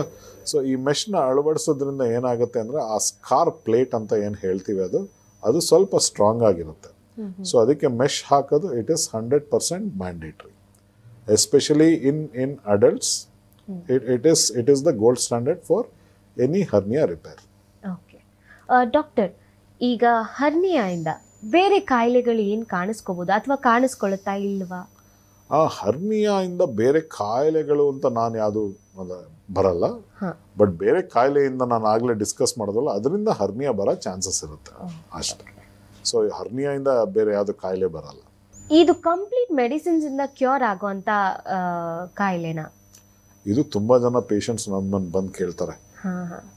ನಾನು ಅವ್ರಿಗೆಲ್ಲ ಯಾವಾಗಲೂ ಹೇಳ್ತೀನಿ ಏನಂದರೆ ಇದು ಕಾಯಿಲೆ ಅಲ್ಲ. ಈಗ ಕಾಯಿಲೆ ಅಂದ್ರೆ ಏನು, ಒಂದು ಔಷಧಿ ಅಥವಾ ಮದ್ದು ಕೊಟ್ಟರೆ ನಮಗೆ ಗುಣ ಆಗೋಗುತ್ತೆ. ಈ ಜ್ವರ ಅನ್ನೋದು ಕಾಯಿಲೆ, ಕೆಮ್ಮು ಅನ್ನೋದು ಕಾಯಿಲೆ, ನಿಮೋನಿಯಾ ಅನ್ನೋದು ಕಾಯಿಲೆ. ಇದು ಏನು ಅಂದರೆ ಇದು ಮೆಕ್ಯಾನಿಕಲ್ ಡಿಫೆಕ್ಟ್. ಈ ಮೆಕ್ಯಾನಿಕಲ್ ಡಿಫೆಕ್ಟ್ನ ಅಂಟಿಲ್ ಅನ್ಲೆಸ್ ಆ ಡಿಫೆಕ್ಟ್ನ ನಾನು ಮುಚ್ಚದೇ ಇದ್ದರೆ ಅರ್ಥ ಆಗ್ತದಲ್ಲ, ಇದಕ್ಕೆ ಸೊಲ್ಯೂಷನ್ ಇಲ್ಲ. So it is not a ಕಾಯಿಲೆ, but it is a mechanical defect which has to be corrected by surgery. So it has to be done only by surgery. So surgery is the best treatment. Okay. So treatment is so important. ಇವಾಗ ಒಂದ್ಸರಿ hernia ಬಂದಾದ್ಮೇಲೆ next ಲೈಫಲ್ಲಿ ಬರುತ್ತೆ ಅಂತ ನಾವು ಅನ್ಕೋಬೋದಾ? ಅನ್ಕೋಬಹುದಾ ಅನ್ನೋಕ್ಕಿಂತ ನಾನೀಗ ಯಾವ ಜಾಗದಲ್ಲಿ ಆಪರೇಟ್ ಮಾಡಿದ್ದೀನಿ ಅದ್ರ ಮೇಲೆ ಹೋಗುತ್ತೆ. ಸೊ ಈಗ ರೈಟ್ ಸೈಡ್ ಮಾತ್ರ ನಾನು ಮೆನ್ನಲ್ಲಿ ಮಾಡಿದ್ದೀನಿ ಅಂದರೆ ಲೆಫ್ಟ್ ಸೈಡ್ ಬರೋ ಚಾನ್ಸಸ್ ಇರುತ್ತೆ. ಈಗ ರೈಟ್ ಸೈಡ್ ರಿಕರೆಂಟ್ ಹರ್ನಿಯಾ ಅಂತ ಬರ್ಬೋದಾ ಸರ್ ಅಂತ ನೀವು ಕೇಳ್ಬೋದು. ಎಸ್, ಖಂಡಿತ ಬರ್ಬೋದು. ಯಾವಾಗ ಬರ್ಬೋದು ಅಂದರೆ, ಒಂದು ನಾವು ಇನ್ಸ್ಟ್ರಕ್ಷನ್ಸ್ ಕೊಟ್ಟಿರ್ತೀವಿ, ಆಪ್ರೇಷನ್ ಆದಮೇಲೆ ಈ ಆ್ಯಕ್ಟಿವಿಟಿ ಮಾಡ್ಬೋದು, ಈ ಆ್ಯಕ್ಟಿವಿಟಿ ಮಾಡಬಾರ್ದು ಅಂತ. ಸೊ ನೀವು ನಮ್ಮ ಮಾತು ಕೇಳ್ದಾರ ನೀವು ಹೋಗ್ಬಿಟ್ಟು ಸಡನ್ನಾಗಿ ವೆಯ್ಟ್ ಲಿಫ್ಟಿಂಗ್ ಮಾಡೋದು, ಯೋಗ ಮಾಡೋದು, ಎಕ್ಸಸೈಸ್ ಮಾಡೋದು ಅವೆಲ್ಲ ಮಾಡೋಕ್ಕೆ ಹೋದಾಗ ಏನಾಗುತ್ತೆ, ಮೆಶ್ ಟೇರ್ ಆಗುತ್ತೆ. ಟೇರ್ ಆದಾಗ ರಿಕರೆಂಟ್ ಹರ್ನಿಯಾ ಬರೋ ಚಾನ್ಸಸ್ ಇರುತ್ತೆ. ಎರಡನೇದು ವೆಯ್ಟ್ ಜಾಸ್ತಿ ಆಗಬಾರ್ದು. ಯಾಕೆಂದರೆ ಈಗೇನು ನಾನು ಪದೇ ಪದೇ ಹೇಳ್ತಾ ಇದ್ದೀನಿ, ಆ ಮೆಶ್ಗೆ ಮತ್ತು ನಮ್ಮ ಸೂಚರ್ ಏನು ಯೂಸ್ ಮಾಡ್ತೀವಿ ಅದಕ್ಕೆ ಟೆನ್ಸೈಲ್ ಸ್ಟ್ರೆಂತ್ ಇರುತ್ತೆ. ಅದನ್ನು ಎಕ್ಸೀಡ್ ಆದಾಗ ಹರಿದೋದಾಗ ತಿರ್ಗಾ ರಿಕರೆನ್ಸ್ ಬರೋ ಚಾನ್ಸಸ್ ಇರುತ್ತೆ. ಆಮೇಲೆ ಈಗ ನಾನು ಇದನ್ನು ಹೇಳಿದೆ, ಪ್ರಾಸ್ಟೇಟ್ ಪ್ರಾಬ್ಲಮ್ ಇದ್ದರೆ, ಆಸ್ತಮಾ ಇದ್ದರೆ ಅಂತ. ಇವನ್ನೆಲ್ಲ ನಾವು ಫಸ್ಟು ಅದನ್ನು ಅಡ್ರೆಸ್ ಮಾಡದೇ ಇದ್ದರೆ, ಅಂದರೆ ಅದಕ್ಕೆಲ್ಲ ಕರೆಕ್ಟಾಗಿ ಟ್ರೀಟ್ಮೆಂಟ್ ತೊಗೊಳ್ದಾರ, ಆಪ್ರೇಷನ್ ಆದಮೇಲೂ ಕೆಮ್ತಾನೆ ಇದ್ದು, ಆಪ್ರೇಷನ್ ಆದಮೇಲೂ ಪ್ರಾಸ್ಟೇಟ್ ಪ್ರಾಬ್ಲಮ್ ಇದ್ದು, ಸೊ ನಾವು ಮುಕ್ಕಿ ಯೂರಿನ್ ಪಾಸ್ ಮಾಡ್ತಾ ಇದ್ದೀವಿ ಅಂತ ಅಂದ್ಕೊಳ್ಳೋಣ ಅಂದಾಗ ಏನಾಗುತ್ತೆ, ತಿರ್ಗಾ ಪ್ರೆಷರ್ ಜಾಸ್ತಿ ಆದಾಗ ಹರ್ನಿಯಾ ಬರೋ ಚಾನ್ಸಸ್ ಜಾಸ್ತಿ ಇರುತ್ತೆ. So hernia we have repaired, okay, we have rectified it. One, sir will it come? Yes, it can really come. It can come back. It is called as recurrent hernia. Okay, but ಏನು ಅಂದರೆ ಅದು ನಿಮ್ಮ ಕೈಯಲ್ಲಿರುತ್ತೆ. So ಏನು correct instructions follow ಮಾಡಬೇಕು. ಏನೇ ಕಾಯಿಲೆ ಇದ್ದರೂ, ಅದು ಆಸ್ತಮಾ ಅಥವಾ ಪ್ರಾಸ್ಟೇಟ್ ಪ್ರಾಬ್ಲಮ್ ಇದ್ದರೂ ಅದಕ್ಕೆ ಟ್ರೀಟ್ಮೆಂಟ್ ತೊಗೊಳ್ತಾ ಇರಬೇಕು. So we have to maintain a healthy lifestyle ಅಷ್ಟೇ ಬೇಸಿಕಲಿ. ಸೊ ಇವಾಗ ಮತ್ತೆ ಹರ್ನಿಯಾ ಬಂದರೆ ಸೇಮ್ ಪ್ರೊಸೀಜರ್ಸ್ ಇರುತ್ತಾ? Same treatment?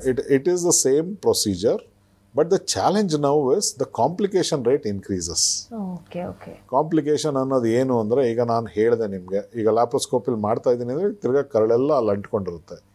ಯಾವುದೇ ಸರ್ಜರಿ ಆದ್ರೂ ರೀಡೂ ಸರ್ಜರಿ ಅಂತ ಯಾವಾಗ ಬರುತ್ತೆ, ಅದು that will be A challenge.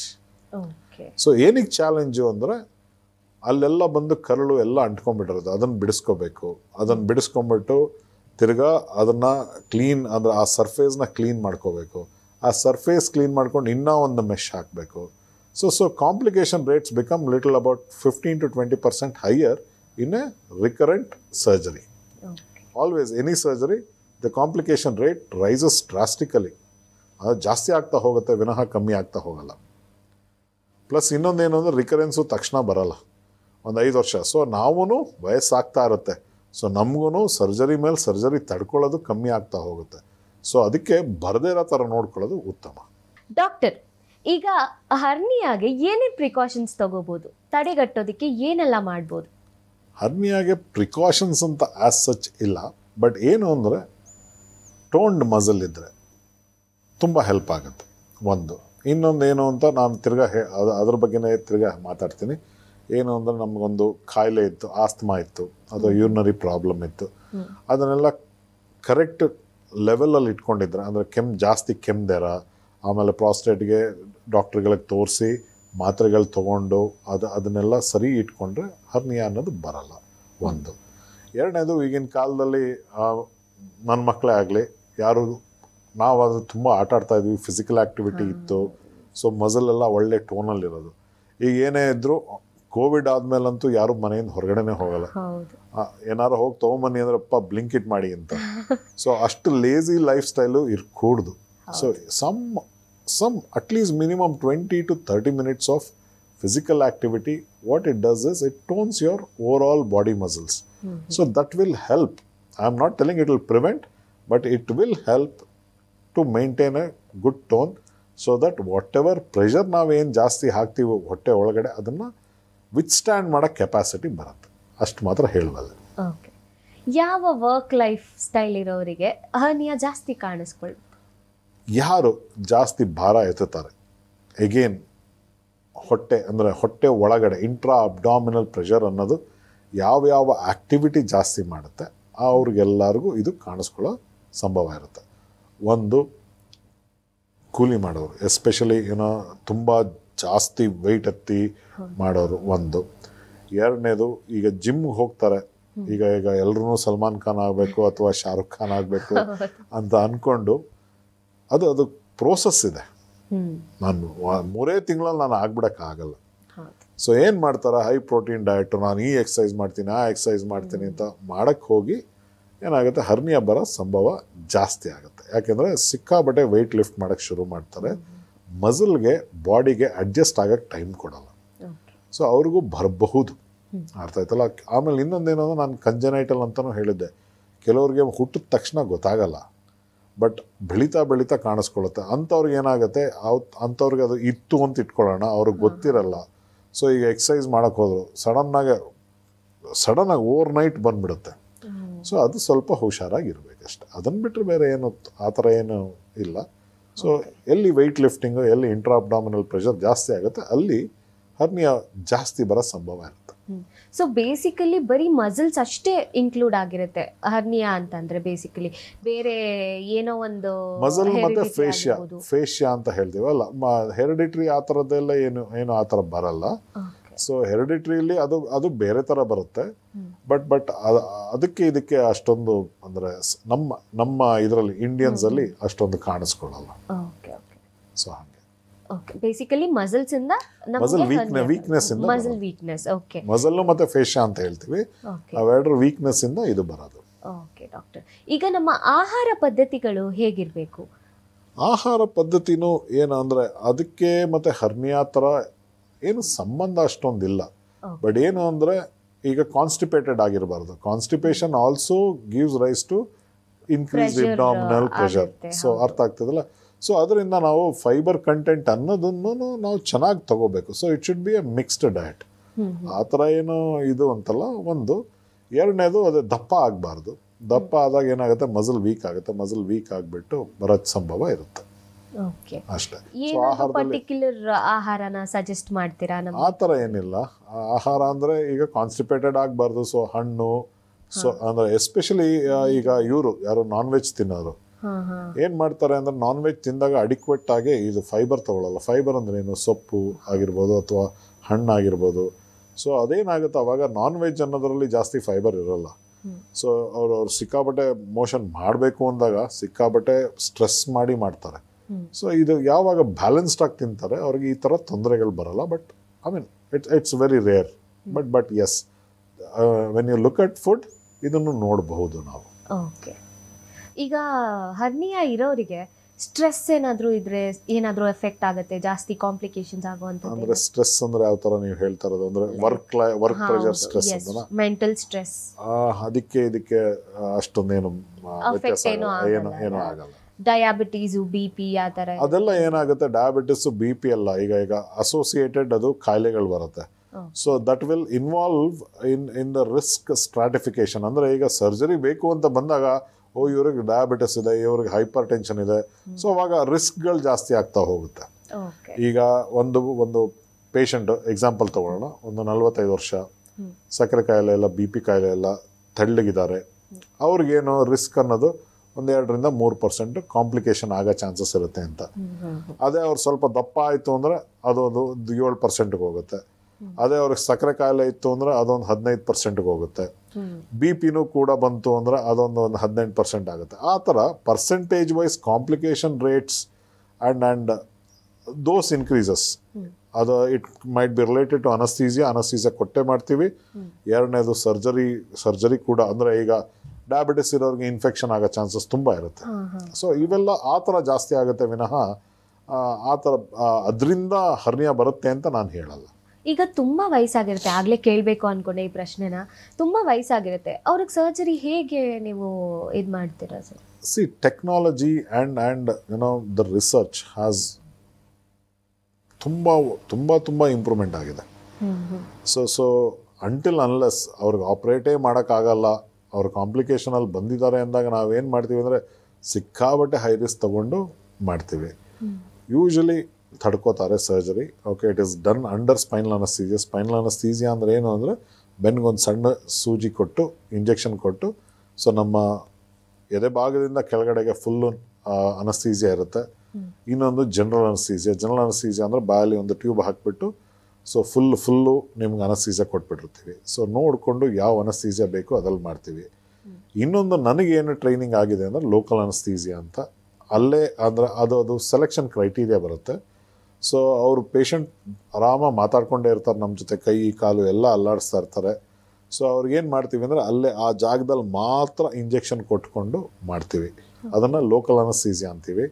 ಅದು ಯಾರ್ಯಾರಿಗೆ ಮಾಡ್ಬೋದು ಅಂದರೆ ಸಿಕ್ಕಾಬಟ್ಟೆ ತೆಳ್ಳಗಿರಬೇಕು ಪೇಷಂಟು, ಆಮೇಲೆ ಸ್ವಲ್ಪ ಅವರು ಲೆವೆಲ್ ಹೆಡೆಡ್ ಪೇಷಂಟ್ ಇರಬೇಕು.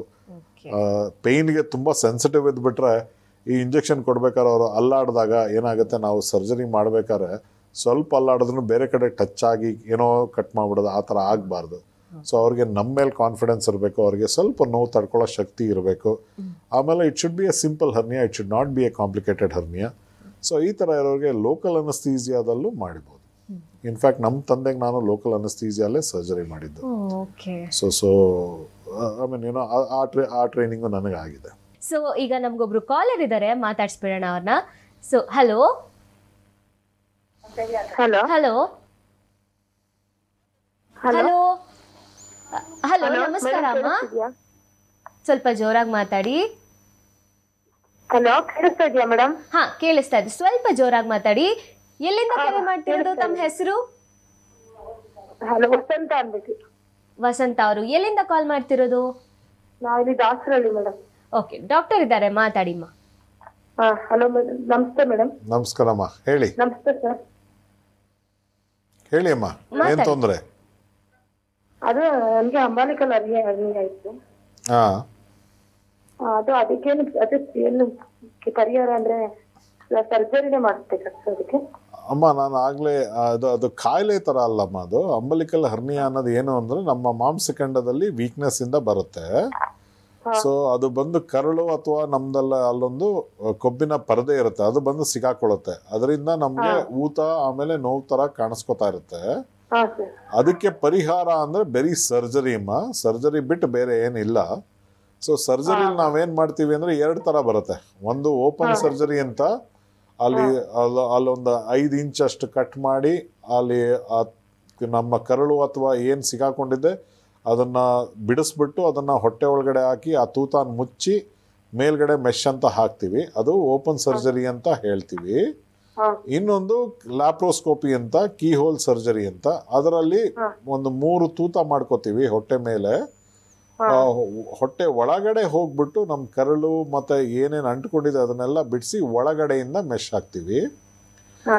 ಏನು ಡಿಫ್ರೆನ್ಸು ಅಂತ ಹೇಳ್ಬಿಡ್ತೀನಿ ನಿಮಗೆ. ಓಪನ್ ಸರ್ಜರಿ ಆದರೆ ಸಿಕ್ಕಾಪಟ್ಟೆ ನೋವಿರುತ್ತೆ, ಪ್ಲಸ್ ಕೆಲಸಕ್ಕೆ ವಾಪಸ್ ಬರೋದು ಟೈಮ್ ತಗೊಳುತ್ತೆ, ಇನ್ಫೆಕ್ಷನ್ ಆಗೋ ಚಾನ್ಸಸ್ ಜಾಸ್ತಿ ಇರುತ್ತೆ. ಆಮೇಲೆ ಅಲ್ಲಿ ಸ್ಕಾರ್ ಅಂದರೆ ಕುಯ್ದಿರ್ತೀವಲ್ಲ ಅದು ಎದ್ದು ಕಾಣುತ್ತೆ.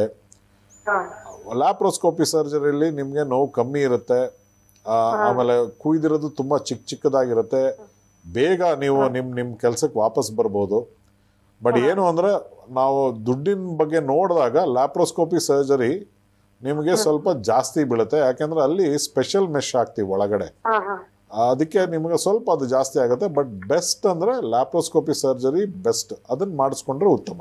ಕರೆ ಮಾಡಿದ್ದಕ್ಕಾಗಿ ಧನ್ಯವಾದಗಳು. ಇದೇ ತರ ನಿಮಗೆ ತುಂಬಾ ಕಾಂಪ್ಲಿಕೇಶನ್ಸ್ ಇದೆ ಅಂದ್ರೆ true care dental and surgical ಕ್ಲಿನಿಕ್ಗೆ ಹೋಗಿ ಡಾಕ್ಟರ್ ವೆಂಕಟೇಶ್ ಅವ್ರನ್ನ ನೋಡ್ಬೋದು, ಅವ್ರ ಜೊತೆ ಮಾತಾಡ್ಬೋದು, ನಿಮ್ಮ ಸಮಸ್ಯೆಗೆ ಪರಿಹಾರ ಕಂಡ್ಕೋಬಹುದು ಅಂತ ಹೇಳ್ತಾ, ಡಾಕ್ಟರ್ ಈಗ ಇಗ್ನೋರೆನ್ಸ್ ಆಫ್ ಹರ್ನಿಯಾ ಅಂದ್ರೆ ಹರ್ನಿಯಾ ಬಂದಿರುತ್ತೆ, ಅಯ್ಯೋ ನೋವಾದ್ರೂ ಬಿಡು ಪರವಾಗಿಲ್ಲ, ನಾವು ಇವಾಗ ತುಂಬಾ ಜನ ಅದೇ ಮಾಡ್ತಾ ಇರ್ತೀವಿ.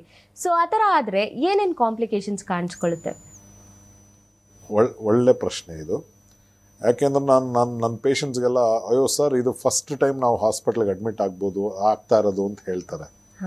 ಸೊ ನಾನು ಅವ್ರಿಗೆ ಯಾವಾಗಲೂ ಹೇಳ್ತೀನಿ, hospital is not a holiday, it is not a hotel that we come ಅಂತ, but we come with some pain. So ಆ ಪೇಯ್ನ್ ಥರ ಬಂದಾಗ ನಮ್ಮ ಕರ್ತವ್ಯ ಏನಾಗುತ್ತೆ ವೈದ್ಯಕೀಯ ಹುದ್ದೆಯಲ್ಲಿರೋರ್ದು ಅಂದರೆ ಆ ಪೇಯ್ನ್ನ ನಿವಾರಣೆ ಮಾಡಿ ಅವ್ರನ್ನ ಖುಷಿಯಾಗಿ ಮನೆ ಕಳಿಸ್ಕೊಡೋದು ನಮ್ಮ ಗುರಿಯಾಗಿರುತ್ತೆ. ಈಗ ನಾವೇನು ಮಾಡ್ತೀವಿ, ನಮ್ಮ ಕ್ಲಿನಿಕ್ಗೆ ಬರ್ತಾರೆ, ಡಯಾಗ್ನೋಸ್ ಆಗುತ್ತೆ, ತೋರಿಸ್ತಾರೆ, ಎಲ್ಲ ಹೇಳ್ತೀವಿ, ಸರ್ಜರಿ ಬಗ್ಗೆ ಮಾತಾಡ್ತೀವಿ. ಏನೋ ಕಾರಣದಿಂದ ಅವರು ಬರಲ್ಲ. ಅದರಿಂದ ಏನೇನು ಆಗ್ಬೋದು ಅಂದರೆ, ಒಂದು ಅದು ದೊಡ್ಡದಾಗ್ತಾ ಬರ್ಬೋದು ಹರ್ನಿಯಾ ಅನ್ನೋದು. ಎರಡನೇದು ಅದು ದೊಡ್ಡದು ಅಂದರೆ ವಯಸ್ಸು ಆಗ್ತಾನೂ ಇರ್ತಾರೆ. So again age related complication associated with surgery ಜಾಸ್ತಿ ಆಗ್ತಾ ಹೋಗುತ್ತೆ. ಮೂರನೇದು ಏನಾಗುತ್ತೆ ಅಂದರೆ, ಯಾವಾಗಲೂ ಏನೋ ಕೆಲಸ ಮಾಡ್ಬೇಕಾದ್ರೆ ಅದು ಬಂದು ಸಿಕ್ಕಾಕೊಂಡ್ಬಿಡುತ್ತೆ, ಏನು ಕರಳು ಬಂದು ಸಿಕ್ಕಾಕೊಳ್ಳುತ್ತೆ. ಸಿಕ್ಕಾಕೊಂಡದು ಒಳಗಡೆ ಹೋಗಲ್ಲ. ಅವಾಗ ಏನಾಗುತ್ತೆ, ಅದು ಎಮರ್ಜೆನ್ಸಿ ಸರ್ಜರಿ ಥರ ಬಂದುಬಿಡುತ್ತೆ. ನಾವು ವಿತಿನ್ ಅಬೌಟ್ 3-4 ಅವರ್ಸಲ್ಲಿ ನಾವು ಅದನ್ನು ಆಪ್ರೇಟ್ ಮಾಡಿ ಆ ಕರಳು ಸಿಕ್ಕಾಕೊಂಡಿರೋದನ್ನು ಬಿಡಿಸದೇ ಇದ್ದರೆ ಕರಳದು ರಕ್ತ ಸಂಚಾರ ನಿಂತೋಗಿ ಅದು ಕೊಳ್ತೋಗಿ ಅದು ಒಡ್ಕೊಂಡು ಅಲ್ಲಿ ಆ ಥರ ಎಲ್ಲ ತುಂಬ ಕಾಂಪ್ಲಿಕೇಟ್ ಆಗಿಬಿಡುತ್ತೆ. ಸೊ ಯಾವಾಗಲೂ ಅಷ್ಟೇ ದೊಡ್ಡವ್ರು ಹೇಳಿದ್ದು ಅದಕ್ಕೇ prevention is better than cure ಅಂತ. ಸೊ ಗೊತ್ತಾದ ತಕ್ಷಣ ಆಪ್ರೇಷನ್ ಮಾಡಿಸ್ಕೊಳ್ಳೋದು ಉತ್ತಮ. It is a very simple procedure. Age related risk ಇರುತ್ತೆ ಇರಲ್ಲ ಅಂತ, ಯಾವುದೇ ಸರ್ಜರಿ ಮಾಡಿಸ್ಕೊಳ್ಳೋಕೆ ಹೋದಾಗಲೂ ಏಜ್ ರಿಲೇಟೆಡ್ ರಿಸ್ಕ್ ಇದ್ದೇ ಇರುತ್ತೆ. ಅದನ್ನು ಬಿಟ್ಟು ಇದೇನು ಸೂಪ್ರಾ ಮೇಜರು ಅಥವಾ ಅದು ಸಿಕ್ಕಾಬಟ್ಟೆ ದೊಡ್ಡ ಸರ್ಜರಿ ಏನಲ್ಲ. ಮಾಡಿಸ್ಕೊಂಡು ನೀವು ಗುಣಮಟ್ಟವಾಗಿ ಇದ್ದು ನಿಮ್ಮ ಹೆಲ್ತನ್ನು ನೀವು ನೋಡ್ಕೋಬೇಕಾಗುತ್ತೆ. ಸೊ ಕಾಂಪ್ಲಿಕೇಶನ್ ಆಗೋದು ಕಮ್ಮಿ ಮಾಡ್ಕೋಬೇಕು. ಇದು ಲೈಫ್ ಥ್ರೆಟನಿಂಗ್ ಆಗಿ ಇರಬಹುದು, ಲೈಫ್ ಥ್ರೆಟನಿಂಗು ಆಗ್ಬೋದು. ಸೆಪ್ಟಿಸಿಮಿಯಾ ಏನಾಗುತ್ತೆ ಅಂದರೆ, ಅದು ಕರಳೇನಾರು ತೂತ ಆಗಿಬಿಟ್ಟು, ಈಗ ಅದು ಚಿಕ್ಕ ಕರಳಾದರೆ ಸ್ವಲ್ಪ ಸಿವಿಯರಿಟಿ ಸ್ವಲ್ಪ ಕಮ್ಮಿ ಇರ್ಬೋದು. ದೊಡ್ಡ ಕರಳಾದಾಗ ಓಪನ್ ಆದಾಗ ಏನಾಗುತ್ತೆ, ಮೋಷನ್ ಎಲ್ಲ ಬಂದ್ಬಿಡುತ್ತೆ ಹೊರಗಡೆಗೆ. ಮೋಷನ್ನು ಆ ಹರ್ನಿಯಾ ಸೈಕಲ್ ಬಂದಾಗ ಏನಾಗುತ್ತೆ, motion contains lot of bacteria, ಕ್ರಿಮಿಕೀಟಗಳು ಸಿಕ್ಕಾಬಟ್ಟೆ ಜಾಸ್ತಿ ಇರುತ್ತದಲ್ಲಿ. ಸೊ ಅದು ರಕ್ತಕ್ಕೆಲ್ಲ ಹರಡ್ಕೊಂಡು ಸೆಪ್ಸಿಸ್ ಅಂತ ಹೇಳ್ತೀವಿ, ಸೆಪ್ಟಿಸೀಮಿಯಾಗಿ ಹೋಗಿ ವೆಂಟಿಲೇಟರ್ ಮೇಲೆ ಹೋಗ್ಬಿಡ್ಬೋದು. ಆ ಥರ ಎಲ್ಲ ಆಸ್ಪದ ಕೊಡಬೇಡಿ ಅಂತ ನಾನು ಹೇಳೋದು. ಸೊ ಗೊತ್ತಾದ ತಕ್ಷಣ ಯಾವಾಗ ನಮ್ಮ ಹೆಲ್ತು ಚೆನ್ನಾಗಿದೆ ನಮಗೆ, ಆಮೇಲೆ ನಿಮ್ಮ ಡಾಕ್ಟ್ರ್ ನಂಬೇಕು. ನೀವು ಡಾಕ್ಟ್ರ್ ನಂಬಿ ಅವ್ರು ಯಾವಾಗ ಸರ್ಜರಿ ಅಂತ ಹೇಳ್ತಾರೋ ಟೈಮ್ ತೊಗೊಳ್ಳಿ, ಟೈಮ್ ತೊಗೋಬೇಡಿ ಅಂತ ನಾನು ಹೇಳ್ತಾ ಇಲ್ಲ. ಒಂದು 10 ದಿನ ತೊಗೊಳ್ಳಿ, ಒಂದು 15 ದಿನ ತೊಗೊಳ್ಳಿ, ಬಟ್ ಡಿಸೈಡ್ ಮಾಡಿ ತಕ್ಷಣ ಮಾಡಿಸ್ಕೊಂಡ್ರೆ ನಿಮಗೂ ಉತ್ತಮ, ಆಪ್ರೇಟ್ ಮಾಡಿದ ಡಾಕ್ಟ್ರಿಗೂ ಉತ್ತಮ ಅಂತ ನಾನು ಹೇಳೋದು. ಸೊ ಕಾಂಪ್ಲಿಕೇಶನ್ ಇಲ್ಲ ಅಂತಲ್ಲ, ಮೇಜರ್ ಕಾಂಪ್ಲಿಕೇಶನ್ಸ್ ಇದೆ, ಬಟ್ ಏನು ಅಂದರೆ ಅದೆಲ್ಲ ನಮ್ಮ ಕೈಯಲ್ಲೇ ಇದೆ. ನಾವು ಡಿಸಿಷನ್ ತೊಗೊಂಡು ಆಯಿತು ನಾವು ಮಾಡಿಸ್ಕೊತೀವಿ ಅಂತ ಮಾಡಿಸ್ಕೊಂಡ್ರೆ ಮುಂದೆ ಬಂದು ನೀವು ನಿಮ್ಮ ಡಾಕ್ಟರ್ ನಂಬಿ ಮುಂದೆ ಬಂದು ಆಪರೇಷನ್ ಮಾಡಿಸ್ಕೊಂಡ್ರೆ ನಿಜವಾಗ್ಲೂ ಒಳ್ಳೇದಾಗತ್ತೆ. ಅಷ್ಟೇ ನಾ ಹೇಳೋದು. ಈಗ ಹರ್ನಿಯಾ ಆದಮೇಲೆ ಏನೇನು ಲೈಫ್ ಸ್ಟೈಲ್ ಚೇಂಜಸ್ ಮಾಡ್ಕೋಬಹುದು, ನಮ್ಮ ವೀಕ್ಷಕರಿಗೆ ಏನಂತ ತಿಳಿಸ್ಕೊಡ್ತೀರಾ? ಲೈಫ್ ಸ್ಟೈಲ್ ಚೇಂಜ್ ಅಂತ ನಾನೇನು ಹೇಳಲ್ಲ, ಅರ್ಥ ಆಗ್ತಾಯಿಲ್ಲ. ತಿರ್ಗಾ ಹೇಳ್ದಂಗೆ ಅದು ಏನೇ ಕಾಯಿಲೆ ಇದ್ದರೂ ಅದನ್ನು ಕರೆಕ್ಟಾಗಿ ಆಪ್ಟಿಮಮ್ ಲೆವೆಲಲ್ಲಿ ಇಟ್ಕೋಬೇಕು. ಆಸ್ತಮಾ ಆಗಿರ್ಬೋದು, ಯೂರಿನ್ ಪ್ರಾಬ್ಲಮ್ ಆಗಿರ್ಬೋದು, ಅಥವಾ ಮೋಷನ್ ಪ್ರಾಬ್ಲಮ್ ಆಗಿರ್ಬೋದು, ಅದಕ್ಕೆಲ್ಲ ಕರೆಕ್ಟಾಗಿ ಟ್ರೀಟ್ಮೆಂಟ್ ತೊಗೋಬೇಕು. ನೆಕ್ಸ್ಟು ನಾವೇನು ಹೇಳ್ತೀವಿ ಅಂದರೆ, ಒಂದು 15 ದಿನ ಅಂದರೆ ನಾವು ಹೊಲಿಗೆ ಬಿಚ್ಚಬೇಕು. ಅದನ್ನು ಹೊಲಿಗೆ ಬಿಚ್ಚೋ ತನಕ ಜಾಸ್ತಿ ಆ್ಯಕ್ಟಿವಿಟಿ ಮಾಡಬೇಡಿ ಅಂತ ಹೇಳ್ತೀವಿ. ಅದರ್ವೈಸ್ ಮನೆಗೆ ಅಂದರೆ ಡಿಸ್ಚಾರ್ಜ್ ಆಗಿ ನೆಕ್ಸ್ಟ್ ಡೇಯಿಂದನೇ ಓಡಾಡ್ಕೊಂಡು ಆರಾಮಾಗಿರ್ತಾರೆ. ಅಡುಗೆ ಮಾಡ್ಬೋದು ಅವರು, ಅರ್ಥ ಆಯ್ತಲ್ಲ. ಹೆಣ್ಮಕ್ಳಾದ್ರೆ ಅಡುಗೆ ಮಾಡ್ಬೋದು, ಆಮೇಲೆ ಗಂಡು ಮಕ್ಕಳಾದರೆ ಮನೆ ಮಟ್ಟಿಗೆ ವಾಕಿಂಗ್ ಮಾಡ್ಕೊಂಡೆಲ್ಲ ಇರ್ಬೋದು. 3 ತಿಂಗಳಿಗೆ ಏನು ಹೇಳ್ತೀವಿ ಅಂದರೆ ವೆಯ್ಟ್ ಎತ್ತಕ್ಕೆ ಹೋಗಬೇಡಿ ಅಂತ ಹೇಳ್ತೀವಿ. ಯಾಕೆಂದರೆ ಹೊರಗಡೆ ಗಾಯ ವಾಸಿ ಆಗಿಬಿಡುತ್ತೆ ಚರ್ಮ, ಒಳಗಡೆ ವಾಸಿ ಆಗೋಕ್ಕೆ ಟೈಮ್ ತೊಗೊಳುತ್ತೆ. Almost up to 6 months to 1 year ತೊಗೊಳುತ್ತೆ. ಅಲ್ಲಿ ತನಕ ಏನು ಹೇಳ್ತೀವಿ ಅಂದರೆ ಜಾಸ್ತಿ ಪ್ರೆಷರ್ ಹಾಕೋದು, ಆ್ಯಕ್ಟಿವಿಟೀಸ್ನ ಮಾಡಬೇಡಿ ಅಂತ ಹೇಳ್ತೀವಿ. ಸೊ ಆಮೇಲೆ ಏನಾಗುತ್ತೆ, 3 ತಿಂಗಳಾದಮೇಲೆ ಗ್ರ್ಯಾಜುವಲಿ ಅಂಡರ್ ಗೈಡೆನ್ಸ್ ಅಂದರೆ ನಾವು ಹೇಳ್ಕೊಡ್ತೀವಿ ಅಂದರೆ ಅವ್ರನ್ನ ಗೈಡ್ ಮಾಡ್ತೀವಿ ಯಾವ್ಯಾವ ಥರ ಸ್ಟ್ರೇನಿಯಸ್ ಆ್ಯಕ್ಟಿವಿಟಿ ಸ್ಟಾರ್ಟ್ ಮಾಡ್ಬೋದು ಅಂತ. Over a period of about a year you can get back to your normal activity. ಆಮೇಲೆ ಅದು ಊಟದಲ್ಲಿ ಪಥ್ಯದಲ್ಲಿ ಏನೂ ತೊಂದರೆ ಇಲ್ಲ, ಫಿಸಿಕಲ್ ಆ್ಯಕ್ಟಿವಿಟಿಲೂ ನಾವೇನು ಹೇಳ್ತಾ ಇಲ್ಲ. ಆಮೇಲೆ we want you to go back to your work as soon as possible. So ಕೆಲವರಂತೂ ಬರ್ತಾರೆ, ಬಂದ್ಬಿಟ್ಟು ಸರ್ ನಂಗೆ ಈಗ ಹರ್ನಿಯಾ ಆಪ್ರೇಷನ್ ಆಗಿಬಿಟ್ಟಿದೆ ಸರ್, ನಾವು 1 ತಿಂಗ್ಳಿಗೆ ರಜಾ ಬರ್ಕೊಟ್ಬಿಡಿ ಅಂತ. I mean now days it is not advisable. Okay, it is just about, ನಾನಂತೂ ಬರ್ಕೊಡೋದೇ ಇಲ್ಲ, ನಾನು 3 ರಿಂದ 4 ದಿನ ಬರ್ಕೊಟ್ರೆ ಹೆಚ್ಚೆಚ್ಚು. ಏನು ಅಂದರೆ ಆದಷ್ಟು ನಾವು ನಮ್ಮ ಎನ್ವಿರಾನ್ಮೆಂಟ್ಗೆ ಹೋದರೆ ನಮ್ಮಲ್ಲಿ ಏನಾಗುತ್ತೆ ಅಂದರೆ ಒಳ್ಳೊಳ್ಳೆ ಹಾರ್ಮೋನ್ ಸೆಕ್ರೀಟ್ ಆಗಿ ನಮ್ಮ ಗಾಯನ ಬೇಗ ಗುಣ ಮಾಡುತ್ತೆ ಅಷ್ಟೆ. ಸೊ ಅದಕ್ಕೆ we have to get back to our environment as soon as possible ಅಂತ ನಾನು ಹೇಳೋದು. ಇವತ್ತು ಹರ್ನಿಯಾ ಬಗ್ಗೆ ಸಾಕಷ್ಟು ಮಾಹಿತಿಗಳನ್ನ ತಿಳಿಸ್ಕೊಟ್ರಿ. ನಮಗೆ ಹೆಂಗೆ ಬರುತ್ತೆ, ಏನೇನು ಕಾಂಪ್ಲಿಕೇಶನ್ಸ್ ಆಗುತ್ತೆ, ಏನೇನು ಸರ್ಜಿಕಲ್ ಟ್ರೀಟ್ಮೆಂಟ್ಸ್ ಇದೆ ಅಂತ ಸಾಕಷ್ಟು ಮಾಹಿತಿಗಳನ್ನ ತಿಳಿಸ್ಕೊಟ್ರಿ. ನಿಮ್ಮ ಬ್ಯುಸಿ ಸ್ಕೆಡ್ಯೂಲಲ್ಲಿ ಬಂದು ನಮಗೆ ತಿಳಿಸ್ಕೊಟ್ಟಿದ್ದೀರಾ. ಥ್ಯಾಂಕ್ ಯು ಸೋ ಮಚ್ ಅಂತ ಹೇಳ್ತೀನಿ. Thank you. ನಾನು ನಿಮಗೆ ಮತ್ತು ನಿಮ್ಮ ಚಾನಲ್ ಸಿರಿಗನ್ನಡ ಹೃತ್ಪೂರ್ವಕವಾದ ವಂದನೆಗಳು. Thank you. ನೋಡಿದ್ರಲ್ಲ ವೀಕ್ಷಕರೇ, ಇವತ್ತು ನಾವು ಹರ್ನಿಯಾ ಬಗ್ಗೆ ಸಾಕಷ್ಟು ಮಾಹಿತಿಗಳನ್ನ ತಿಳ್ಕೊಂಡ್ವಿ. ಇದೇ ತರ ಮುಂದಿನ ಸಂಚಿಕೆಯಲ್ಲಿ ಹೊಸ ಡಾಕ್ಟರ್ ಜೊತೆ ಹೊಸ ಮಾಹಿತಿಯೊಂದಿಗೆ ನಿಮ್ಮನ್ನ ಭೇಟಿ ಆಗ್ತೀನಿ. ಅಲ್ಲಿವರೆಗೂ ನೋಡ್ತಾ ಇರಿ ನಮ್ಮ ಸಿರಿ ಕನ್ನಡನ. Thank you so much. ನಾನು ನಿಮ್ಮ ಪ್ರೀತಿಯ ಕೃತಿಕಾ.